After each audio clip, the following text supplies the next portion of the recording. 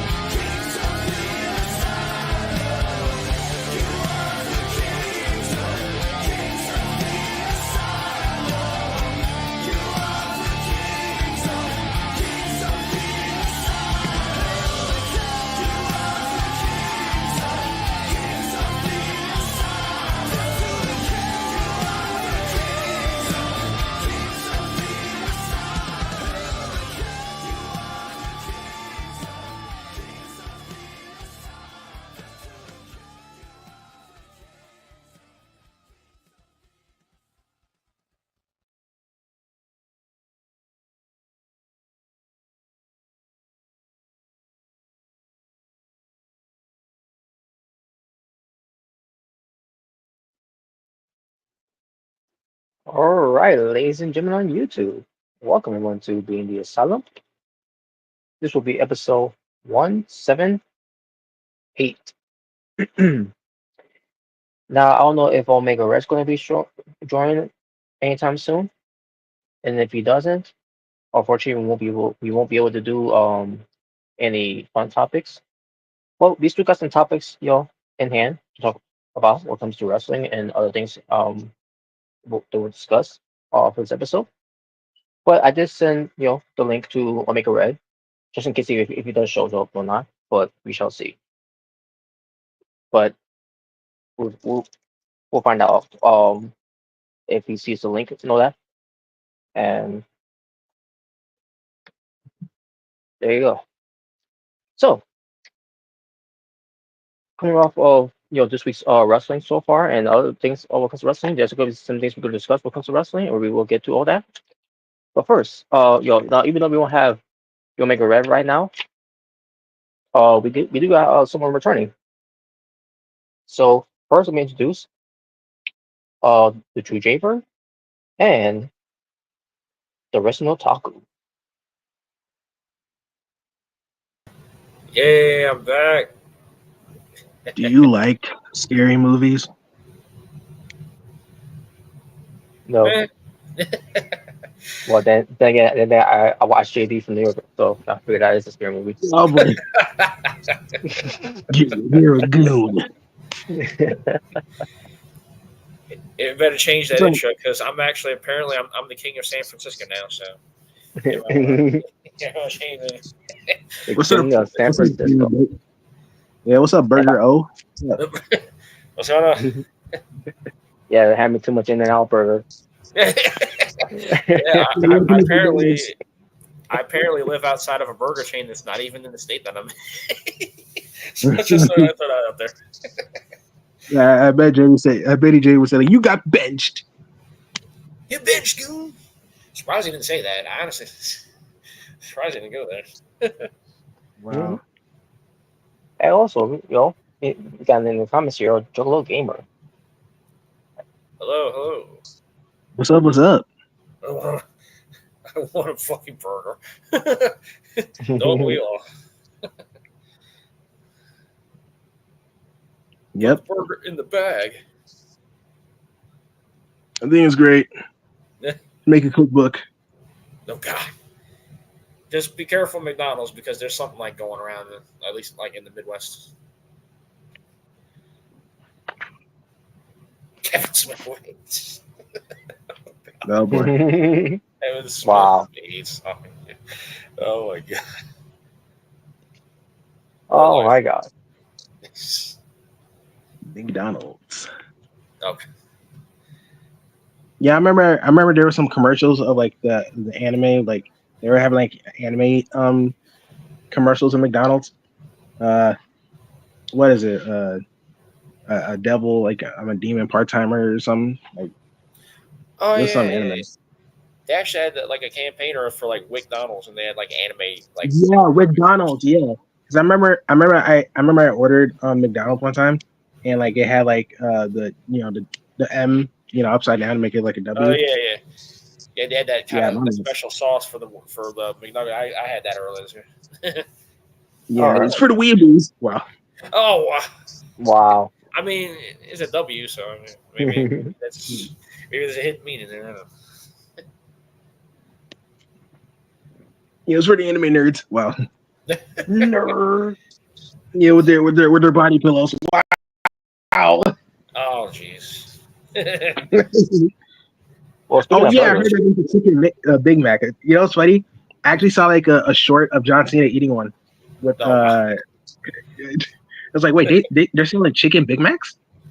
I gotta try that. I got. You know what? I'm gonna stop by McDonald's and get that. When I go to work on I need to this try Saturday. that myself. Actually, I've been hearing about it all over the place. I need to try one. So now. Oh, you But already did then smart. You just want to try it. Wow. Oh but God. then again, JD's right. McDonald's is poison. I mean, if you Yeah, live in the goons. Midwest, you got to be careful with the quarter pounders. So yeah. Nah, Oh man, I man. love me the quarter pounder. I love me the quarter pounder with cheese. Mm, Word. Just got to be life. careful. Yep. All right. So, what are we gonna talk about? Well, we're gonna bring up a little recapping of what comes to AEW Wrestle Dreams Okay. Alrighty. and Goons. Okay. yes, Wrestle Goon. Russell Goons. So again, Yeah. Yeah. Yeah. Russell Goons. Smart. that's right. But what comes to recapping what happened on Wrestle Dream, we're gonna also blend into what happened afterwards of it. What came to the follow up and obviously what comes to Brian Cage, defeating Atlantis Jr. to become the Ring of Honor World Television Champion. Wow. He actually won Um, something. Yeah. yeah, he actually On won the something. yeah on the 0 hour. I was actually Yeah, surprised he actually they put the title on. Yeah. I didn't expect. I didn't expect him to win anything, but I'm surprised. yeah. So they got one surprise out of me. So what happened with the follow up with Brian Cage? In case anyone's wondering, out of nowhere, out of the blue, he's aligned himself with the Don Callis family. Yeah. Word. Like, okay, when did this happen? Maybe they were doing a talent exchange. I mean, Don Callis did a talent exchange with Jake Snake. Maybe, I don't know, Brian Cage was thrown in there. Maybe it was probably on Rampage. I don't know. I don't know. Um, but that also makes you think. So what's gonna happen with the Gates of Agony now? They're getting fired. Wow. Okay.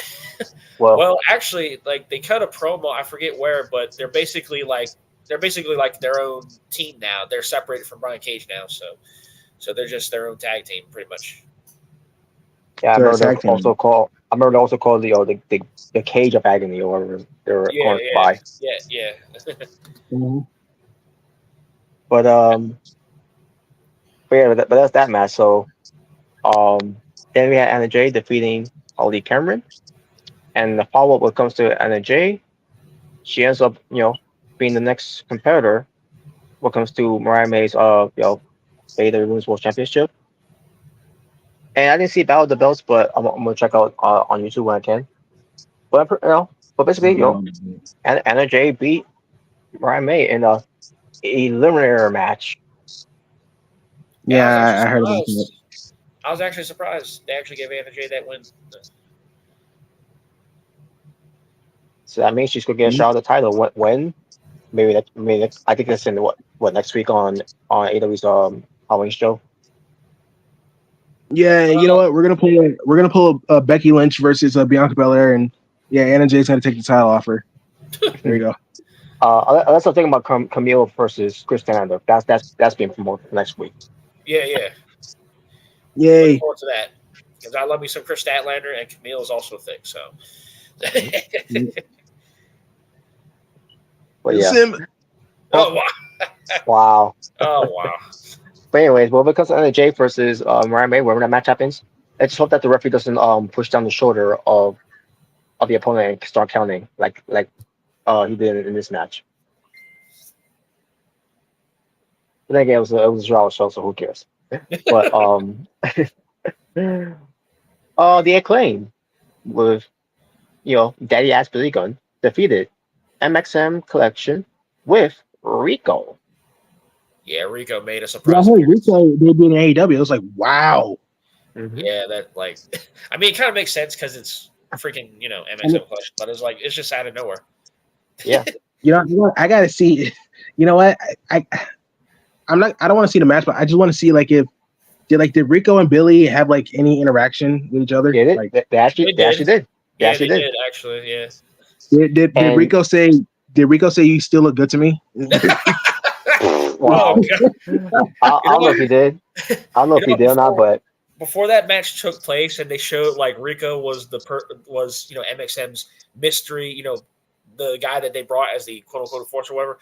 I was thinking to myself, what if Rico comes out and he has that theme? You. That, could you imagine? That would have been awesome. You look Oh god. so good to me. Oh god. I cannot turn my eyes away. Oh my god. That's a banger theme song. oh yeah, it is. It is catchy in a way. It is catchy. Uh, In fact, that song was so influenced to others. They did a parody all comes to Roman oh yeah. is trash to Oh me. yeah, oh yeah, I Yes. remember that. One of my best Yeah, you creations. should, I got one of my own. Oh I got man. one of my own. Charlotte Oh my is god. so trash to me. She's so trash. Oh my god. Her Oh so man. sexy. But yeah, but when I found out when Rico was on the show, when it comes to managing MXM, I like that's one reason I tuned in because I want to see Rico. And not long ago, I saw Rico on YouTube when it comes to some podcast he was Yeah, I on. remember. Yeah, I remember he did an interview. I think with Obviously Renee. about yeah, I think so. Oh yeah, yeah, that too. But yeah, he was on that too. Yeah, But yeah, yeah, he still looks good, by the way. yeah. Did he have like the face paint? Like, did he have that? No, no, No. it's just how when he first came in WWE. Oh, okay. Yeah, basically basically that type of style. Yeah, not the reigning Rico thing that he did. It's All right. raining, Rico. No, God. That was a missed opportunity to do. But Yeah. anyways, all right. But then man, there were a lot of pre-show matches, man. But this is the final one now because we got the conglomeration: Orange Cassidy, Kyle O'Reilly, the Outrunners. Yep. They defeated the Dork Order, The Alex Reynolds and John Silver. They also and also team up with them was the Premier Athletes, Ari Daivari and Tony Nese. 8-man tag match. It's not good. Didn't really mean shit. I didn't watch. So I wouldn't know. I wouldn't know. By the way, Rico still looks good for his age. It does. Yeah. Surprisingly. Yep. Yeah. All right. And then we get to the main show. All right, because of the the fall of the Acclaim. I couldn't tell you because I didn't see if they were on Rampage or on Collision or whatever. But as far as MXM, as far as they go, I don't care. Keep on TV all I care. But but when it comes to the conglomeration and when it comes to the Dark Order, we didn't end up seeing them. But we'll see. We'll see it later though. But we get Jay White versus the Hangman Adam Page, who is unhinged. Yes. Jay White did defeat it. Adam Page. He's justified. Yes. And the match I thought was a very good opener. Mm-hmm. Surprisingly, I didn't think that was gonna be the opening of the show, but to be honest with you, I wish the one with Jack Perry was defense title would have been the opener. Mr. Scapegoat. Mr. Scapegoat. Yeah, you're right. He is a scapegoat. Yeah, thanks for telling the truth. Yeah, but what happened in the follow up here? So they still continue the feud here because remember, after Hangman lost to Jay White, he said, this isn't over, and like, well, I wonder what that means. Well, I guess we'll find out, and then we did find out. The problem with that was when Jay White had his match against Christian, someone, Mr. Q, and it was Mr. What was he called when it comes to that box over his head? Oh, you mean Kip Sabian? Yeah, I forget what. something about underrated, whatever. I yeah, I remember that whole thing where he had the bag on his head. I forget what he was. I forget what he called himself. Yeah, I forgot. I know he used to go by like super bad at one point. Where it's like, there you go. Yeah, but either way, apparently he missed the cue because he got on the apron and he was told, I'm assuming by referee or Christian, not yet. And then you see Hangman get ready for to do a buckshot lariat, or for him to get down from the apron, and then high under the ring, something like that, and Max was still going on for another 5 minutes on that, and then he did the spot again, and like, what the fuck was this? Somebody, I forget who, but somebody posted that clip, and it showed that like when Kip Sabian missed the because he came up early, I guess, and Christian, I guess, told him get down or not yet or whatever, and I was like, oh wow, here we go. Wait, what? Am I missing something here? Yeah, because Saban got there early. He was told not yet when it comes to that spot. And then Hangman, comes out nowhere. He's gonna do a buckshot to Jay White. But then all of a sudden, Kip Saban leaves, and then Hangman ends up going under the ring, and then Jay White and Christian Cage for another good 5 minutes, whatever. And then they did the spot again, and like it was just bad. It was bad. It was not good. And then Bryce Remsburg, acting like an idiot. Like, what happened? Like he does that every time. In this case, it obviously was a mess. It was a botch. Because of Kip Sabian's misfortune mistake there. Yeah. Probably if Lomego was there, he would have had a field day with that. Oh. But Yeah. The main event was good by the way. With Christian Cage and Jay White, but that botch there didn't make it any better. Nah. But we're still getting the match. Continuing the program with Christian. I mean, without Christian Cage. With Adam Page and Jay White, and I guess it's gonna lead to next week. I guess. They didn't. Oh wait, actually they did announce. Oh wait. I'm trying to think back because I know Jay White and Hangman had a promo in ring, or J Man had a promo in ring, and then Jay White, and then I think it was Colton Gunn who came out and basically attacked him, and then Hangman beat him up for a bit, and then Jay White came in and save, and then Jay White basically said this isn't over, but so on and so forth. I think he challenged him to a match. I forget when. I don't know if it was next week or if it was. I forget when. I have to go back and look to see like if they set an actual date for their rematch, but they're going to have a rematch. Yeah. At some point. I'm assuming it's next week. I mean, I could be wrong.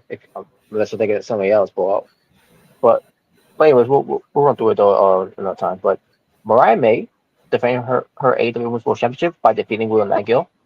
Basically, had to follow up the match with Jay White and Adam Page, and they did. And I could say, when it comes to Mariah May, championship reign, this was one of her, this is one of her good matches.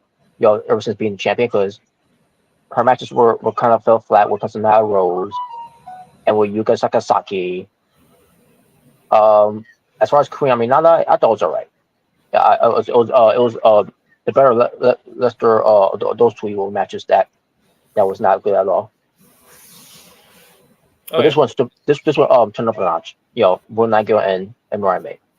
Now obviously when it comes to the fallout, obviously Mariah May is in this program with Anna Jay, as I already mentioned, and there you go. Not much to say about it because we were top 5. Yeah. Yeah, I think it was okay. It was one of those matches. I was like, it was okay. Nothing overly. Nothing really much to say about it. It was a decent match. Yeah. Bathroom break. Wow. Smart.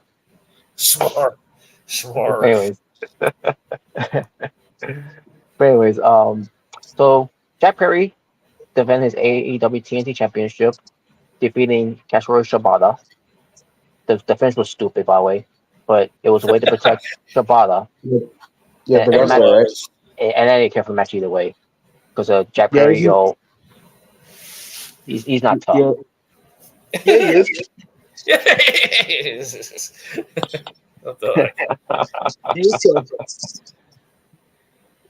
It was very similar. Like the match he had with Shibata was like very similar to the match he had with Minoru Suzuki, where he was like trying to go at like hit him with blows, strikes, whatever, and his opponent will basically like I want to say no sell him, but like basically like take all his blows and he kind of he tries to like dish out damage or whatever, and that was pretty much the basis of the match. Yeah, and I'm sorry, Jack. I'm sorry to say this, but I'm not sorry about this because Jack Perry is one of the worst CNC champions ever. I just gotta say this. I have nothing against Shibata, but you know how his nickname is like the Rustler? Yeah. Is it just me, or is that the most generic like nickname you could give like a wrestler, bro? I'm sorry, it's just like. Well, he looks generic because it's no designs on his tires. I mean, yeah, like that is most like generic, like that is like if WWE's like the superstar, like like what is this? Wasn't there a movie called The Wrestler? Or am I? Yeah, Mickey Rourke. Yeah. Oh yeah, Mickey Rourke. Maybe that's what he's. Maybe that's why he's called himself that because he was a fan of that. I don't know. I guess so. I don't know because that is the most generic name. I mean, he already looks generic. No offense, but yeah, I guess.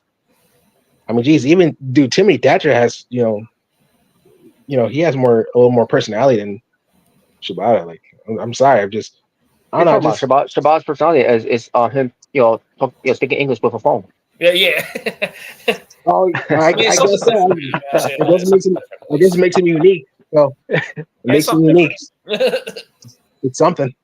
Yeah, I'll do that. I'll do that too if I would. That it was funny at first, but then all of a sudden it's started to become overkill. But I I don't think it's know. great. But after the match, Jack Kirk, assaulted, Shibata, and that's we got the return.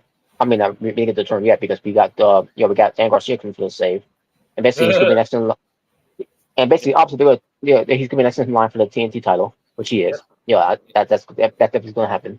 Maybe at Full Gear, it probably will happen. Um, and all of a sudden we get the return of MJF, Yep. and then Jack Perry, like a coward that he is, attacking Dan Garcia from behind. Yep. Of course, he's a heel. Yeah. I mean, that's all. That's best he can do is by attacking people from behind, because obviously he can't, take anyone head on. Amazing one. What are you talking about? What are you talking about? Look what you just CM Punk. Oh, Yeah, wow. how that turned out, and ended up having Tony Khan fearing for his life. Oh, jeez. yeah. But I think it's but great. then all of a sudden MJF pulls out his diamond ring that he found from the pawn shop that Dan Garcia you He found it. and then and he's going to take out Dan Garcia, only for Adam Cole to make his return. Baby, baby. And obviously MJF runs away like a coward that he is, because because scrawny Adam Cole is going to kick his ass. Yeah, scrawny animal. Oh, wow. I'm sorry, I love Adam Cole, but Yeah. yeah, I had to do it. I mean, Gargano has more muscles than him. Oh man, yes. Oh man, but yeah, good to see Adam Cole back. And by the way, just give one a heads up. After all the rumors we've been hearing about Adam Cole and Britt Baker, yeah, they're done. Yeah, They I had heard broken about up. that Yeah, I earlier. heard about that. It's like that's. I It have a sucks. chance. What the hell? I have a chance. Wow. That's typical elite drones. Say, yay, I have a chance now. Oh, please. Yeah, but this tells you. This also tells you, that Britt Baker might be on her way out. I can see MJF using that as a for a promo against Oh, Adam Oh, Cole. of course. that I can see that happening. Yes. They're gonna do that. So I mean, Yeah, pretty I much. think Adam Cole in a promo like last week actually. No, I think I'm thinking about Dan Garcia when he mentioned Oh, like his fiance. oh yeah, Speaking, yeah. I speaking mean, I of think Adam Cole might mention that too, but speaking of MJF at promo, did you see? Y'all saw Dynamite tonight. Y'all see when MJF was like getting massaged? yeah, I Yes. saw that. Did you And see the she had, woman? yo, that one Yeah, was thick, Yeah, bro. I was about to say he that. I was like, he had thick ass Natalia. I know, not Natalia Neidhart, folks. I'm talking yeah, about Yeah, I'm talking about some chick. that's It was some chick named Natalia who's massaging him. I was like, and she I was is. watching. I was like, damn, that woman I'm got like, oh my gosh, she's so damn thick. I wasn't even listening to what MJ was saying. I was like, yo, No, I wasn't. I wasn't either. I know it was supposed to be an important I was program, with Adam Cole enamored by this woman. I'm like, I'm trying to figure out who this is. yo, it's like, hey, yo, what's her Instagram? I wonder what's her Instagram. God, like seriously. Jesus. But yeah, I I saw like, it. holy shit, man. Now That was the I've been highlight. hearing. That's one of the highlights of the time, Mike. You have with you. The highlights of Dynamite, MJF's Yeah. masseuse.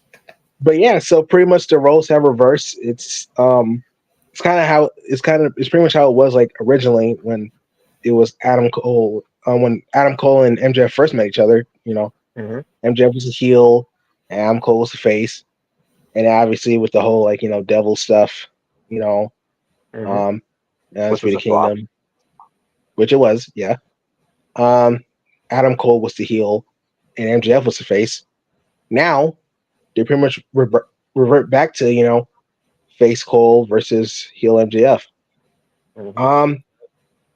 And I when I was when I saw that was going to happen, it's like, I mean, it's a little odd because especially what Adam Cole did. I Yeah, mean, I guess yeah. you can kind of spin it. I guess you can It's he kind of he's spin he it struck around, but first. His thing yeah, is that he had to strike first before MJF struck first. First. yeah. And I know MJF and Adam Cole, they're going to try their best to, they're going to try their best to, make sense of this, because Yeah, they're really great at promos. yeah. But yeah, when it first happened, it was like it was a little weird, because especially if you Mhm. remember what Adam Cole done, he was more the heel in the situation. But I mean, granted, yeah, MJF came back. When he came back, he became a heel. When he turned on Dan Garcia, which was Jordan's favorite moment. And yeah, and I kind of figured like whether he was going to be a face or a heel, people were going to cheer Adam Cole regardless. So Yeah, yeah. Don't matter. yeah, And what's up, CJ? yeah. So Hello.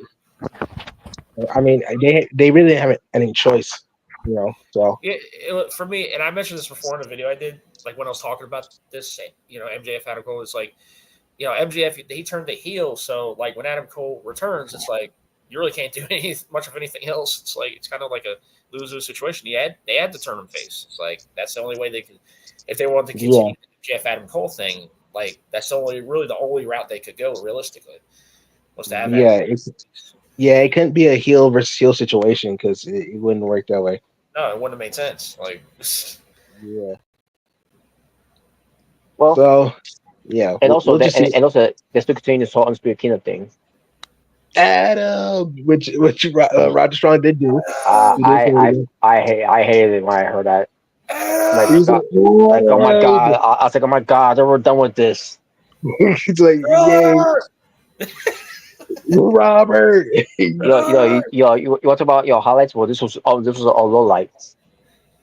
Low lights. Low Jalen! lights. Uh, But yeah, but there's still a thing. Because they're gonna get back at MJF, but it makes me wonder, why do I feel like it's a swerve? I think it is. Honestly, since obviously Cole's back and you got Strong and O'Reilly. Honestly, I think they should just reunite the Undisputed Elite. You know, That's nothing. Kyle Riley, he was watching on what was going on there. Yep, he was. And I'm like, okay, AEW, you're first of all, you're too late for that. By the way, you should if you want to do something with Kyle Riley, you should have done that with them a long time ago. Instead of having being this faction called the Conglomerate, that doesn't mean shit. that doesn't mean anything. It's just a nothing faction. But yeah, I hope they do that. And I was thinking about it, like That might maybe be they could. that might make Kyle Riley's only hope. Yeah, because he's really doing nothing. I was thinking that maybe they could revisit Undisputed Elite versus the Elite, but I mean that's for another time. I don't know. For the Elite Civil War. Yeah. What's funny about it is I actually mentioned in the video I was talking about earlier, like going forward with the Adam Cole MJF thing, and I actually mentioned I think that there's a possibility that the current undisputed elite, Roderick Strong and Matt Taven and Mike Bennett might turn on Adam Cole. I That's what I was thinking. Yeah. And I also suggested that maybe Kyle O'Reilly can reunite with Adam Cole, maybe reform Future Shock, and lo and behold, Kyle O'Reilly was on this segment watching, Adam Cole and Undisputed Elite. So maybe they're going in that direction. I'm like, oh shit, maybe they listen. I wouldn't mind because hey, it'll finally give Kyle O'Reilly something to do. Something meaningful. Maybe they actually listen to my video. Same meaningful. Yeah. But yeah, there you go. Bro, I feel like the last time Kyle O'Reilly had something like a big push, was honestly his last days in NXT. Yeah, that's right. When he was feeding with him.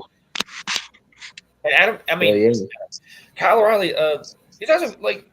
He hasn't really done, like they haven't really done much with him creatively. He still had some good matches, like that match he had against Okada, for the Continental Championship. That was pretty good.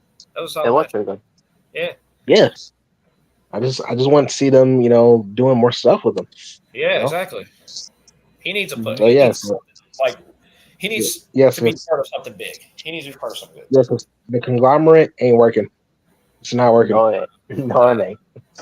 Yeah, so just Um, reading it must be delete. um, but also to recap, something else as well. Um, because the only segment they did on the show was the whole thing with Prince Nana, Swerve Strickland, MVP, and Shelton Benjamin. Oh yes, this is my Yeah, favorite This is my favorite segment of the night. yeah. This is my favorite segment of the night. Roast Dream. Ain't no First of stopping all, me. No. no. No. First of all, obviously it's good to see Swerve, back. Yeah. Um, And and I remember obviously, they were Tacoma, basically in his Washington. home state. Tacoma, Washington. Yeah. Tacoma, Washington. yeah, Yep. yeah, they're in Washington, yeah. And you already knew MVP and Shelton Benjamin was going to be there. And yeah, obviously, MVP's been wanting Swerve to, join, the Hurt Syndicate. He wants to, talk business with Swerve. And, it looked like at first, like, Swerve was going to, do that. Like, he's like, I mean, MVP got some points. Like, my house got burned down. I lost my championship, you know. But I actually sort of like he said, like, I wouldn't even have any of those things if it was for you, Prince and I. Yep. And he pulled a Dom from Fast and Furious, like, we family. Damn. And I don't turn my back on family. So he pretty much declined MVP and Shelton Benjamin. Obviously, they didn't like that. Shelton, he more or less said, "You can take your offer, stick up your ass," or something like that. yeah, he did. Yeah, he said something like that. Yeah. Obviously, they didn't like that. So, and Shelton Benjamin and Swerve Strickland is gonna have a match at the Halloween episode. Yeah, So, next week. Yep, next week. Yeah, next That's week. right. So That's right. I think that would be the debut of the Almighty, the Destroyer. I get the feeling, yeah, he's coming very soon. Yep. Oh, Lashley. By the way, I really want Leo Rush to join the Hurt Syndicate. I think he'd be perfect for there. Well, anything I better think, than being with Top Flight and Action Andretti. yeah, because they ain't doing nothing. They ain't doing nothing for him. So yeah, I would have him join. Yeah, I would have him join. I would have him join Hurt Syndicate. I would have Lashley as like the world champion, obviously, and I would have like Shelton Benjamin and like Leo Rush as like the tag team champions, mainly because I want the Young Bucks to no longer be champions because they suck. And yeah, I think it'd be good for Shelton and Leo. So yeah, I'm really enjoying this Hurt Syndicate storyline, bro. Like I'm really invested. Like Looking forward to seeing what they they've been do. killing it, man. And Sheldon Benjamin, like in his first couple matches back, he looks like he hasn't missed a beat. Like, Ain't no stopping him now. Ain't no stopping him. No. Yep. And by the way, I did see a segment because like Ricochet was on. He had a promo tonight. Yeah. And then I remember MVP gave him his business card. And I was like, you know what? Hey, I wouldn't mind Ricochet part of Hurt Syndicate. Well, I think it'd be cool for him as a heel. Well, hopefully it doesn't involve him going to Rampage. I hope so. Because I he hope cut not. promo. He cut because he was. I remember that promo he cut. Because basically because he to Tesco whatever, and he didn't actually say it was gonna happen on Rampage, but he said he's gonna wrestle on Rampage, and like, well, there you go. They're going over Ricochet already. No. Don't worry. We're gonna put him on Ring of Honor because hey, that's hey, he loves Ring of Honor, so yeah, he loves Ring of Honor. So he loves Ring of Honor. So, well, I mean, I'm sure he does like Ring of Honor, but this ain't the Ring of Honor that you remember, Ricochet. No, it's a shell of what it used to be. It's pretty much the WWE ECW version of Ring of Honor. Yeah, and it's not making me watch. It's not making me watch at all. It's pretty much Ring of Honor all elite, pretty much. all um but just want to get that way because I want to get to this next match, which is um for the AEW International Championship. It was between the champion, at the time, Will Ospreay defending against Konosuke Tezuka, and and Hello, baby, to the sky. yeah, and speaking of which, comes to who we just talked about, Ricochet. So, Konosuke won. Match result was He great. actually finally got a piece. Yeah, match result was great, but I didn't like the no selling of the poison rounders between Ospreay and Ricochet to each other. But that's not you were there. But No, but down south, wait a minute, Smart. I thought that was the type of matches you like. The spot fest, no selling. I thought that's what you like, Smart. well, that's the wrestling that doesn't really appeal to me that much anymore. Especially when everybody else does it. Even the women's does it. Which I'll get to that Yeah, later, by the way. typical Smarts. Wait, I'll get to that later, by the way. I'll let you know what I'm talking about with that. But Dave Bryan was right. You're but fixing. but you gotta do it when it makes it work. When it makes it work, because when AEW does it, when they constantly, it's like they need to do that. Just to get crowds riled up. And that's fine to rile those type of crowds up, but still, you know, it's it's not the type of wrestling that I'm fond of.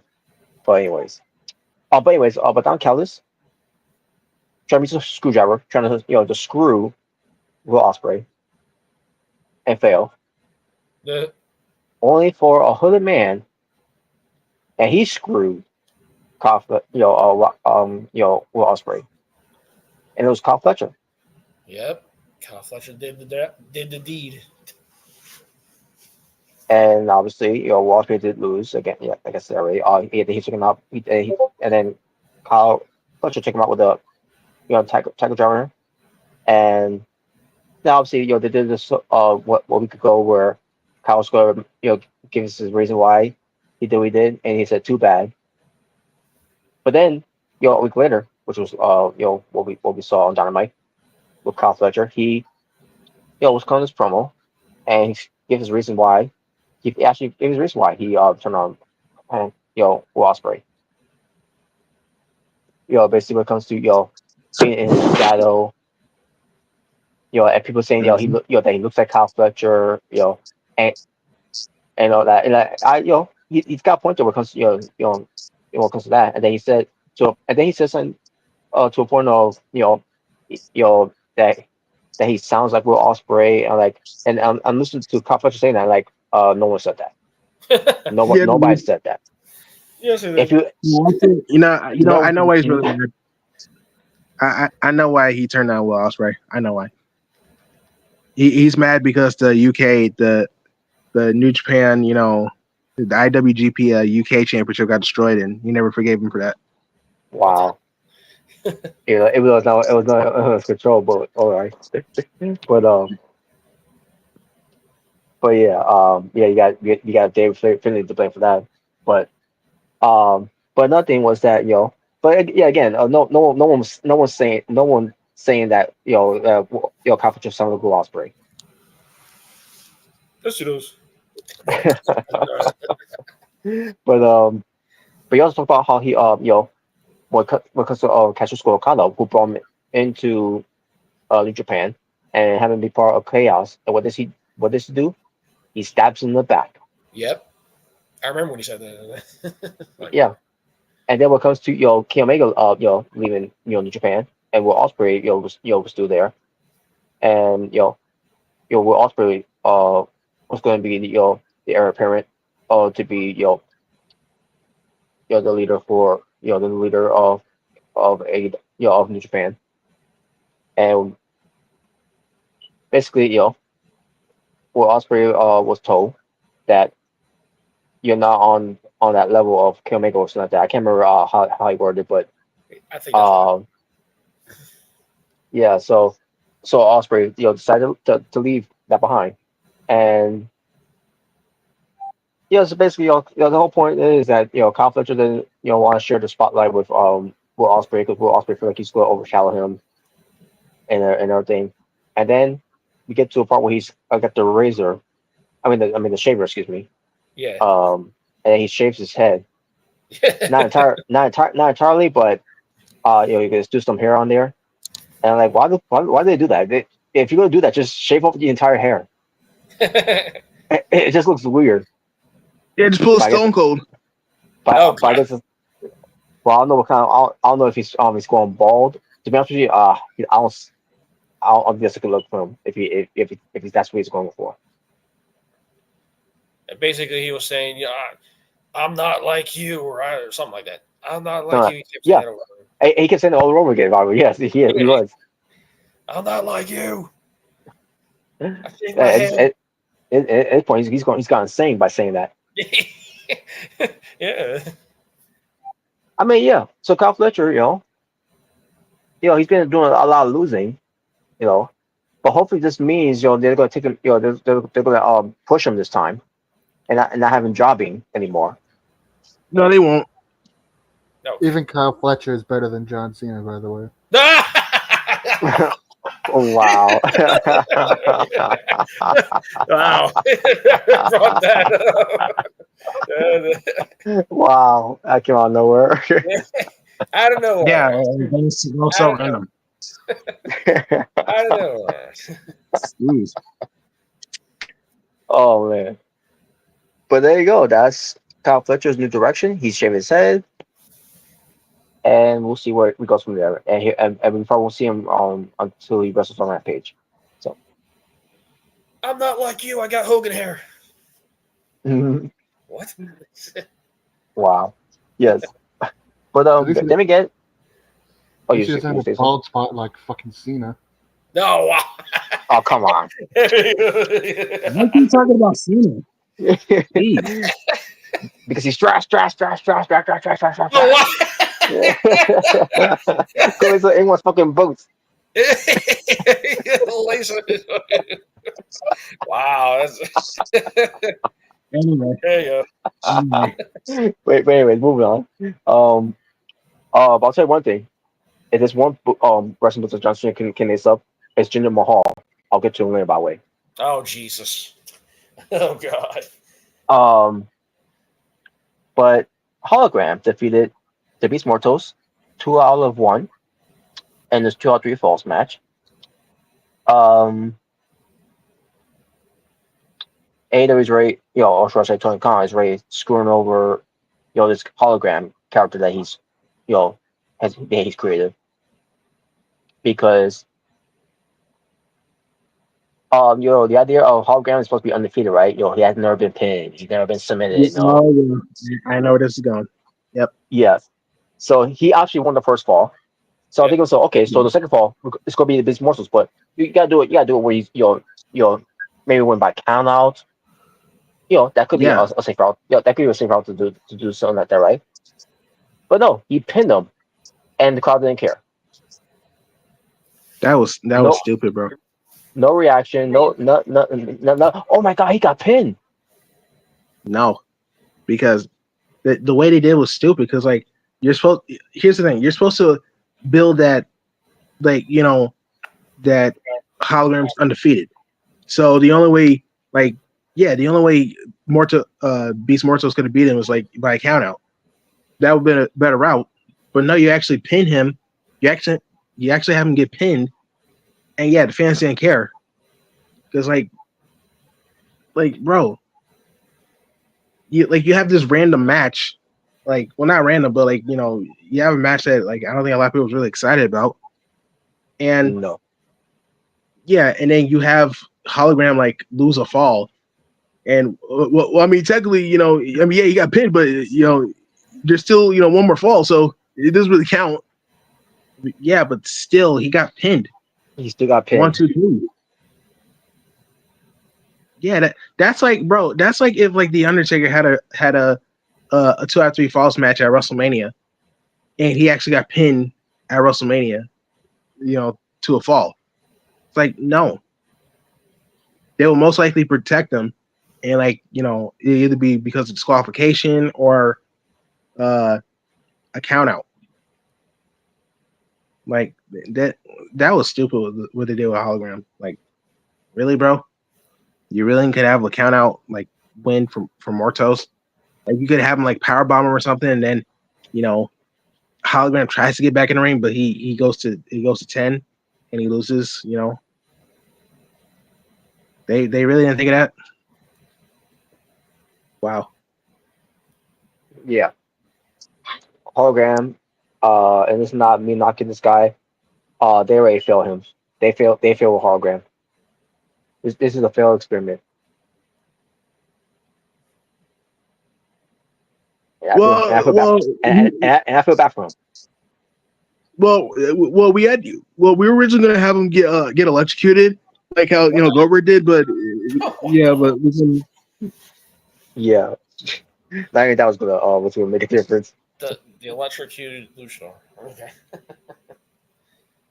You have a piano drop on his head, and they wouldn't even care. But Darby Allin defeated Roy King. Well, I thought it was a very good match. Yep. And what was the follow for this one? Darby Allin was on this week, on last week's Dynamite. He was promoting something about Tony Hawk skateboarding thingy, funds, whatever. And Roy King was in a meaningless trios match with the rest of the House of Black against Jobbers on this week's Dynamite. Wow, what a thought with these guys after the show. But anyways, the EVPs who couldn't run a fucking target, still holding the AW World titles hostage. They defeated Pride Party. Wow, didn't see that coming. No one could have foreseen this coming. That Pride Party gonna lose. I was hoping maybe they would pull, kind of a surprise, just based on the fact that they had Private Party kind of hang around near the end of that match. But the Young Bucks had to win. Darby the fucking man. And yeah, Darby is the man. Christmas will be right around the corner from now. You already pre-ordered the new Charlotte. Oh wow. all for Jaybird. Yeah. But the new Charlotte belt. Wow. But what was the fallout? What comes to this whole thing?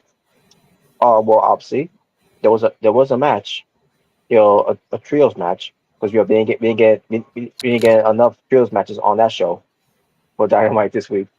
But actually, if the House of Black wasn't on the show on this week, I wouldn't mind. You could leave it for Collision because Dynamite didn't really need that match to go down, whatever. But the trios match you had with the EVPs and the Scapegoat, versus Private Party and Dan Garcia with Daniel Garcia and Private Party winning, and obviously one of the Private Party won by being the EVPs and oh shit, not this shit again. They got to win on them again, and oh my god, they got to win on them like the day when they did the tournament years ago. Who fucking cares? I do, smart. But I care.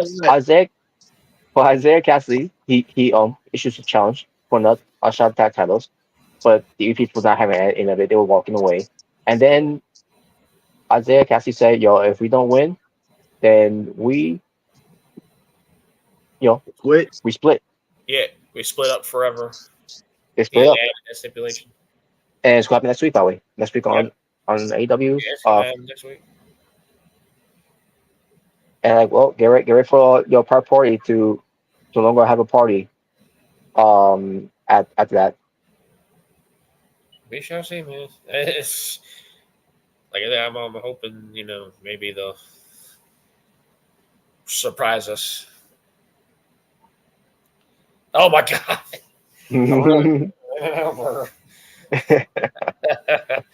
Yeah. Yeah. Hey, nothing wrong with an Alberta. I wouldn't know because I never been to one. Yeah, neither Because have I. I could obviously there's no in about burgers or anywhere not my neighborhood. No. No, not I here don't in know my why. state either. I don't know why. It's apparently like a chain that's more so like on the West Coast. I had to look that up. Or I looked that up. But anyways, so yeah, we'll see what happens for that. I think probably will win because people, from AW were, clamoring for them to win on Direct Wrestle Dream, and they, and for a reason, it didn't happen. Even if that didn't happen, why does it matter? Because they've been booked, they've been losing a lot lately, and they haven't been featured that much. Not discrediting them because Pirate Party, yeah, they should be on top of the food chain in the technical division, but they're not. Yeah, Because they, yeah. they screwed up with them. Yeah, and plus they've been out, like, each of them has been, like, out with injury and, Yeah, for years. that's also true. My more so from Mark Quinn. Yeah, Mark Quinn. All right, but we'll see how happens next week. Um, Mark Briscoe defeats Chris Jericho to retain his Ring of Honor World Championship, which I thought the match was all right. I didn't care for for Jericho in the match, But if but you saw it tonight, yeah, it didn't matter. let me get we'll get to the fallout right now because the fallout Yeah. because because it wasn't enough for Jericho had to lose. He had to show more cheap shots to Mark Briscoe by mentioning Jay Briscoe.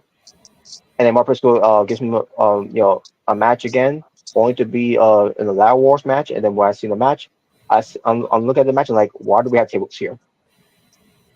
Because Right you there, like tables. right there, you lost me. The Oh, tables. It's supposed to be about ladders. his ladder So what? wars. We can have tables and chairs in there. There you go. Yeah, a little extra table action. Why not? You know what? We're gonna my add stairs to it, boy. Yeah, you might sure just adding steel chairs. I don't know if they did or not because I barely watched this, but I did see this part. Mark Briscoe took care of Jericho Hawk by putting him to a table on top of the ladder, and I was saying also you could just grab the belt. You didn't just you couldn't just grab the belt and win it. Instead, you got to do the froggy ball off the ladder to jerk Hawk to a table because you got to please these idiot fans because we want tables. Oh no! I mean, they want But tables. then he starts climbing, and then Mark Briscoe starts climbing. Like, well, at least Mark Briscoe wins, right? Nope, because of course not because we still had someone else, come in, which was the what's he called, the The Redwood, the bad apple. You mean? Oh, you mean Brian Keith or you know Big Bill? Big Bill, who's comes what he's was he the Redwood, Yeah, the Redwood. Yeah. and then he basically gets him and then puts him to a table from the outside, which was already set up from earlier, Yep. and fucking Chris Jericho wins the Ring of World title, and I'm Um. like, Yep. I don't know what the fuck we're doing anymore. I I am so sick and fucking tired of this shit. Yeah. It was like, why? Why is he champion? This is one of the lowest points of that show. The goat. The goat tree. Nowhere, No way. He's now the new Ave. Jared. Jared. And then Ishii comes out. Oh, I'm sorry, Ishii. Yeah. And I see Mark Briscoe laying there, with tables, and he's got dry blood on him. I'm looking at this, I'm like, they fucked up Mark Briscoe here. I don't care what anyone says, they fucked up Mark Briscoe here. Oh, Yeah, they did. Like, it's just like you couldn't have him retain here. Like this. I don't know about this one. It's like, oh my god, why does Jericho have to be a Ring of Honor champion again? Like, it's There's no way in hell they could blame Jimmy Jacobs for this one Oh shoot! because he's not there no more. No, I heard about that story. Yeah, Which by the way, well, I'll get that by the way. Unbelievable. So now that Ring Rod is dead again, with Jericho being champion. Oh. Because if anyone's thinking that Ishii's gonna beat Jericho for the title, Ishii doesn't win anything either. Oh. Not. You have a better chance of Ishii winning a title in TNA wrestling than him ever winning any titles in AEW. Or Ring of Honor for that matter. It is a guy who's a former Ring of Honor World Television champion. Yeah, I remember that. Yeah. Yep. But then we get to John Moxley defeating Bryan Danielson to become the new AEW World Champion in the match. I thought was good. Oh yeah, it was definitely a solid match. They're at it. And obviously we got the return of Wheeler Yuta, who was anything but useless this time. But and obviously their albums out there too, by the way. But that's what the turn happened when Wheeler Yuta beat up on Darby Allin, and they take them up to, for them to see what they're going to do to Bryan. All of a sudden, Jeff Jarrett comes out, and then Jim Ross on commentary saying, "Not Jeff Jarrett." Not even Jim Ross wants Jeff Jarrett out there. Not even Jim Ross wants Jeff Jarrett out there. Not Jeff Jarrett. Oh god. And then you had guys like Private Party coming out trying to save them. I can't remember who else came out to save them. But either way, but then you had the important people coming out like Mark Briscoe, Dan Garcia, Hook, Orange Cassidy, Alan Cole. All of them came out, but the damage was already done because they suffocated Bryan Danielson. They broke his neck. They killed him. So, and then what made it worse? I mean, that wasn't worse, by the way. I thought the angle there was good. Yeah, it's like people were complaining about it. It's like it's to further a storyline. Wait, what? Yeah. The end of the show. The angle they did after the match was over, what happened with Bryan was good. Yeah. Oh, when Wheeler Yuta tried to kill Bryan Danielson again. Yes. Yeah. And then they took the world title. John Moxley won, put it in like a bag. From the bag, like they're rubbing a bank or something. Yeah. By the way, fun fact. Like every Shield member has beaten, Daniel Bryan / Bryan Danielson in like his last show. Like Seth Rollins beat Daniel Bryan. That was his last Raw show that he did. Roman Reigns ended Daniel Bryan's career at SmackDown, and that was the last time we saw him at SmackDown. Mm-hmm. And now John Moxley, formerly known as Dean Ambrose, has ended Bryan Danielson's career. So, yeah. The Shield prevails. The Shield prevails, yes. So, Bryan's being attended, and while everyone else is watching, looking, having an emotional look on their face, from Darby, Orange. I think Kyle Riley's out there too, by the way. Jeff Jarrett was in the ring with some ENTs and all that. And Excalibur, Sockface himself was fake crying. What the hell? Oh yeah. Didn't he make like a snitch sound, like like his voice was sounding different? One of the most awkward calls I ever heard in wrestling history.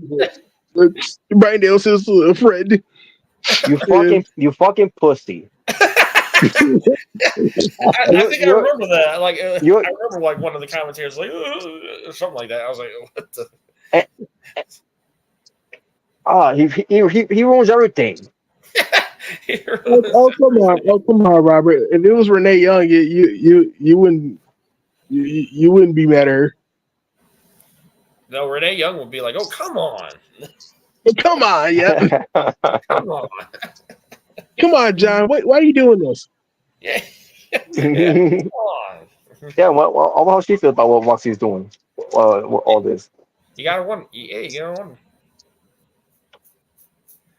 Oh I think man, it's great. it'd be like back in WWE when Moxie was turning heel and he was doing all these things, and then during Renee Young on commentary, like, well, I don't know what you do. I really live for the guy. What the? I don't know what he's doing. I don't know his mindset. He won't tell me. Not married to that long, huh? But but yeah, but that was so dumb. Yeah, as Calvin crying. It was it was so awkward. And Come on, he had to sell it. Like, it's heartbreaking. you gotta give the people what they want. Go fuck yourself. The people didn't want this. Go fuck. Go choke on a sock. What the hell? Oh, Jesus. Choke on a sock. Oh, Mr. Socko? What? Yeah, that's right. The sock. There you go. Anyways, but that was Russell's dream. What they want. But that was Russell's dream. And also the fallout of this, what comes to everything that's happened. So they've been running roughshod.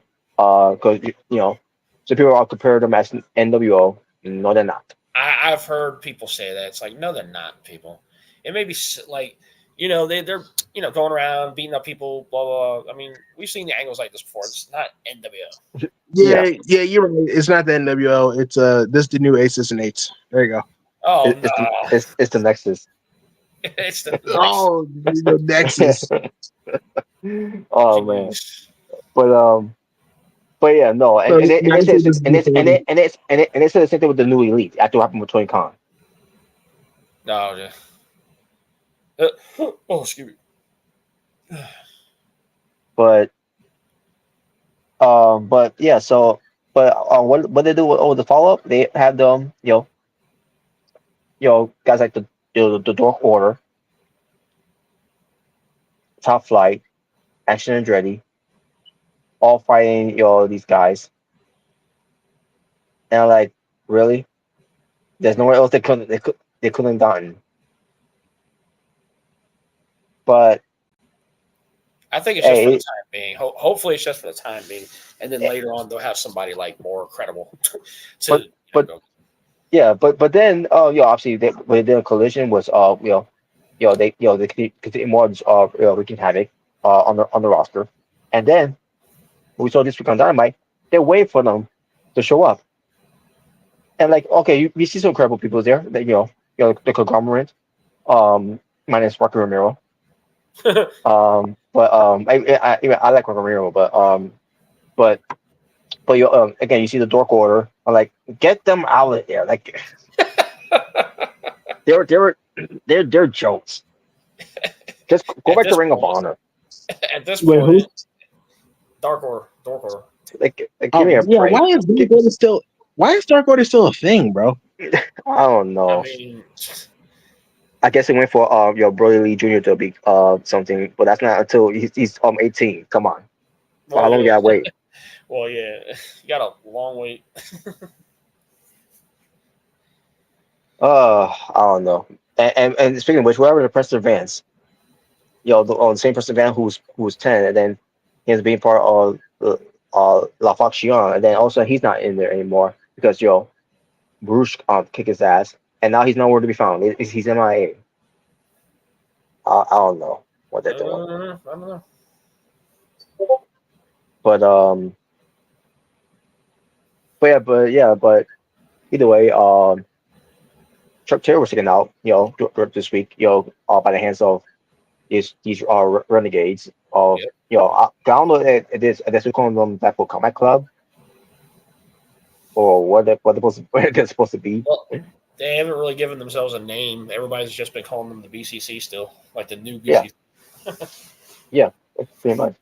So so Chuck Taylor was taken out the way the same way with Brian Dennison, minus the suffocating of the bag. Yeah. Um, and like I'm supposed to care just because it's Chuck Taylor. And I guess they're setting up something with Orange Cassidy because you saw like at the end, Orange Cassidy was like had this look. Cause yeah, Orange Cassidy's gonna be the first challenger for Moxley, More than likely. which I figured that's gonna end up being, especially how they're endorsing him. Of all guys like Jerry Lynn on the pay per view, that he's you're the man, and then Hook shows up and says, yeah, you are the man. So now we're also gonna take him seriously now. He's not gonna do no more play kicks and everything. Don't know. Now I'll give him this. He has been turned up a notch with the play kicks, and also he started really laying it in. Yeah. But hopefully this means that's the end of that. Yeah. Now I don't know if he's going to do the whole pockets things and all, but we'll see. Yep. Now it's just the newer Orange Cassidy they're gonna be pushing. I'll be behind that. If they have him if they have him What portray the if they have him portray like a new kind of or different more serious demeanor, then yeah.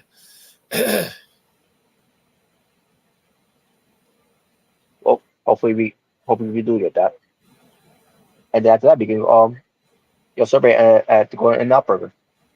Oh yeah. Of course. Yep. As soon as I can find one. Oh man. All right. So now I'll bring some things up when it comes to things that needs to be discussed. For example, because we're still be on what AW here, and that is the what comes to Jimmy Jacobs. So Jimmy Jacobs, who was at the time the right hand man of Tony Khan, when it comes to booking shows, helping him booking shows, in a way. Um, and when it comes to the ranking systems, he was remember when they brought the ranking systems, the ranking systems back, and then all of a sudden, about maybe weeks later, it ends up being gone. Jimmy Jacobs was the reason it was gone. So I guess it was bad timing for bringing back the rank, the power, the ranking system. When he was coming in, so I guess he wasn't a fan of that whole ranking system thing. And then when it came to this was weird by the way. I don't know if you guys agree with this or not, but when it comes to this next subject here, he's never heard of this is Jimmy Jacobs. Yeah, again, this report that I heard. He's never heard of Kazuchika Okada.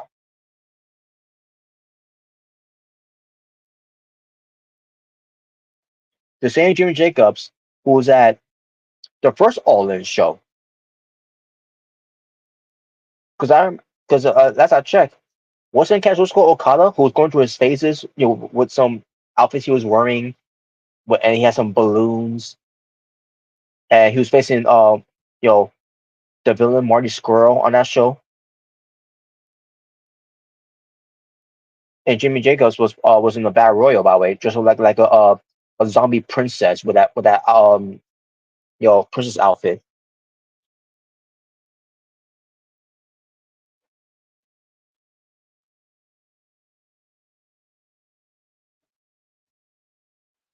And on top of that, Kazuchika Okada has been in Ring of Honor during the time when Jimmy Jacobs was there.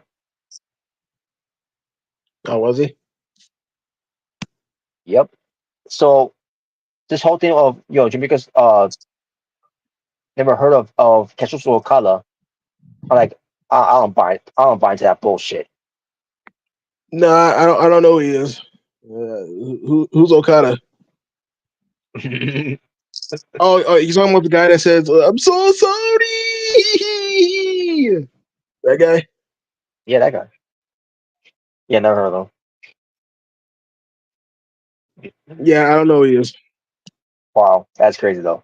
And more thing about Jimmy Jacobs that here was that Jimmy Jacobs was not familiar with AW programming, and he didn't like it.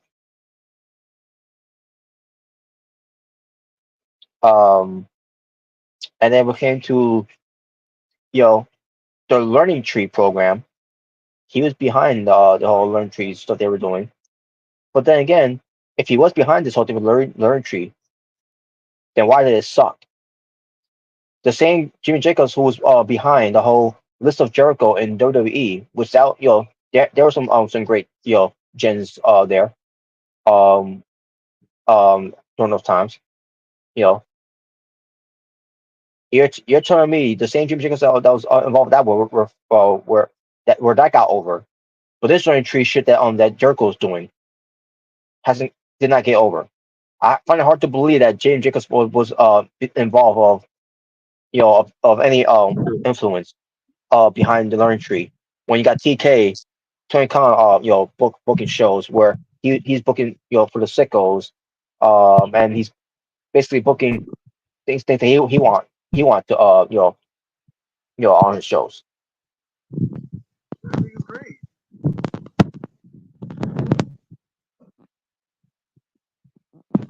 Sure. It's a hater, Robert. So another thing, Jimmy Jacobs was in charge of the booking of the Full Gear 2023 main event match from last year between then AEW World Champion MJF versus the Switchblade Jay White. Remember the whole thing they book MJF was not 100% coming go into it because of what happened with him on the pre-show, and you know and then they was going to reward Jay White the title, but they started doing the whole thing where he's gonna revamp Adam Cole wrestle, even though Adam Cole at the time had his foot broken. They was gonna have Adam Cole wrestle with a broken foot with a cast on, or whatever, or ankle bracelet he had, or whatever it was. Only for MJF to show up, banged up and everything. And like, wait a minute, you allow Adam Cole, who's banged up from his foot, to wrestle against Jay White for the title. Meanwhile, you got MJF, who's also banged up, kayfabe wise, he's banged up, to face Jay White, and like, this makes no sense at all. Which is why I find it hard to believe that Jimmy Jacobs was involved with this whole thing of the main event. Um, I find it hard to believe when it comes to that. Another thing, when it comes to Dan Garcia, he was not in favor of pushing Dan Garcia. Hmm. I find that hard to believe too. Wait, you found what's hard to believe? I find it hard to believe that Jimmy Jacobs is not behind the push of Dan Garcia's getting. Oh wow. I guess Jordan will agree with that. I'm pretty sure he would. And finally, Konosuke Tatesuka, he wanted Konosuke to win the TNT title in that ladder match, that they had from Forbidden Door. The one that Jack Perry won because we all knew he was going to win.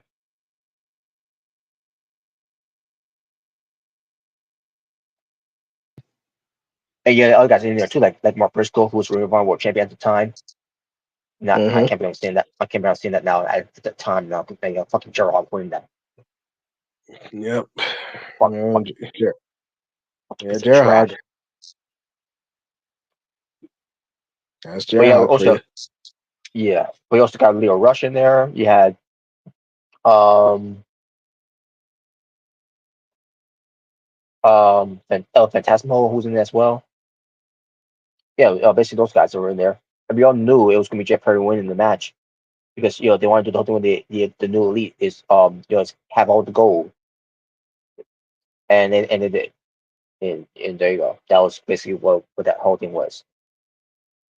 And obviously we didn't want Jeff Perry to win because obviously we didn't care for Jeff Perry winning anything. Um, if anything, Konosuke Tetsuka was our favorite favorite to win. Minus Jordan, but um, and I gotta tell you, with Konosuke, he could have been carrying that that division with the TNT title, a lot more better than the one Jeff Harris doing right now, because that he and I were on fire with it. With him being TNT champion.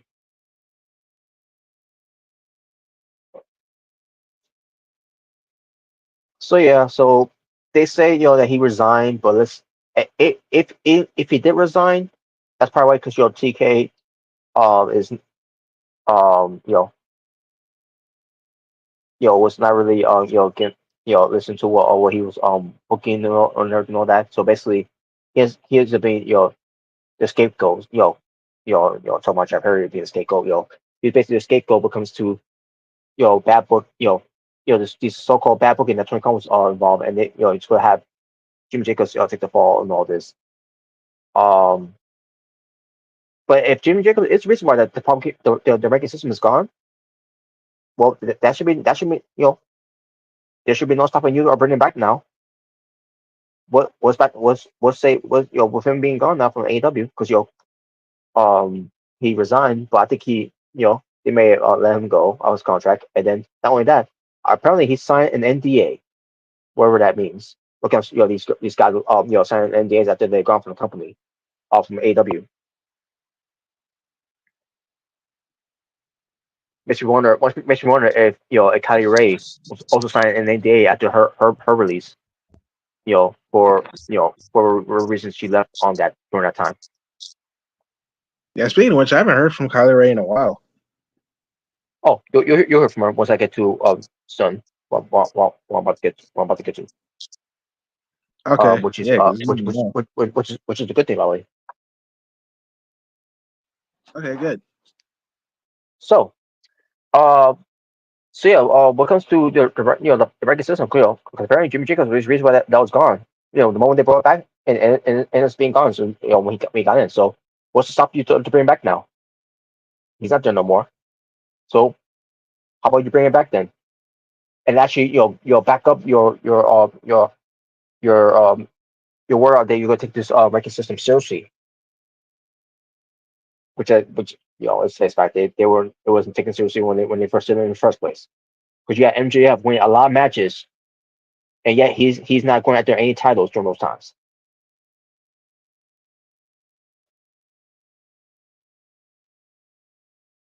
It's only when the plot demands it during those times. When it was good. When it was good and ready, when MJF go after the title.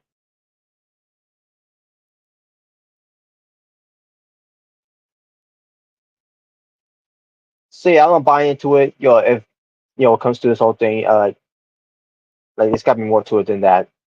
You know, it's cause of this. Tony Khan is a new Vince McMahon. He wants to go. He wants to be in control. He wants to be in power. He's basically the Vince McMahon of what comes to bad booking. That's TK for you. He's basically taking the role of Vince McMahon.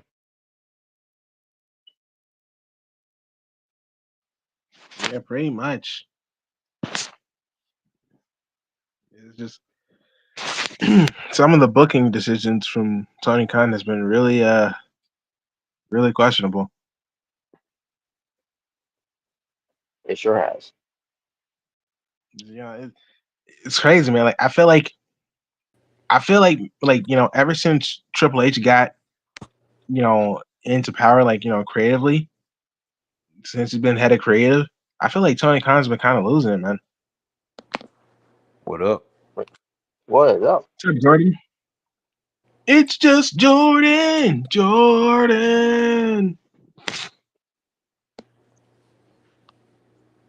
That's right. Yeah. Not only Jordan, but he is the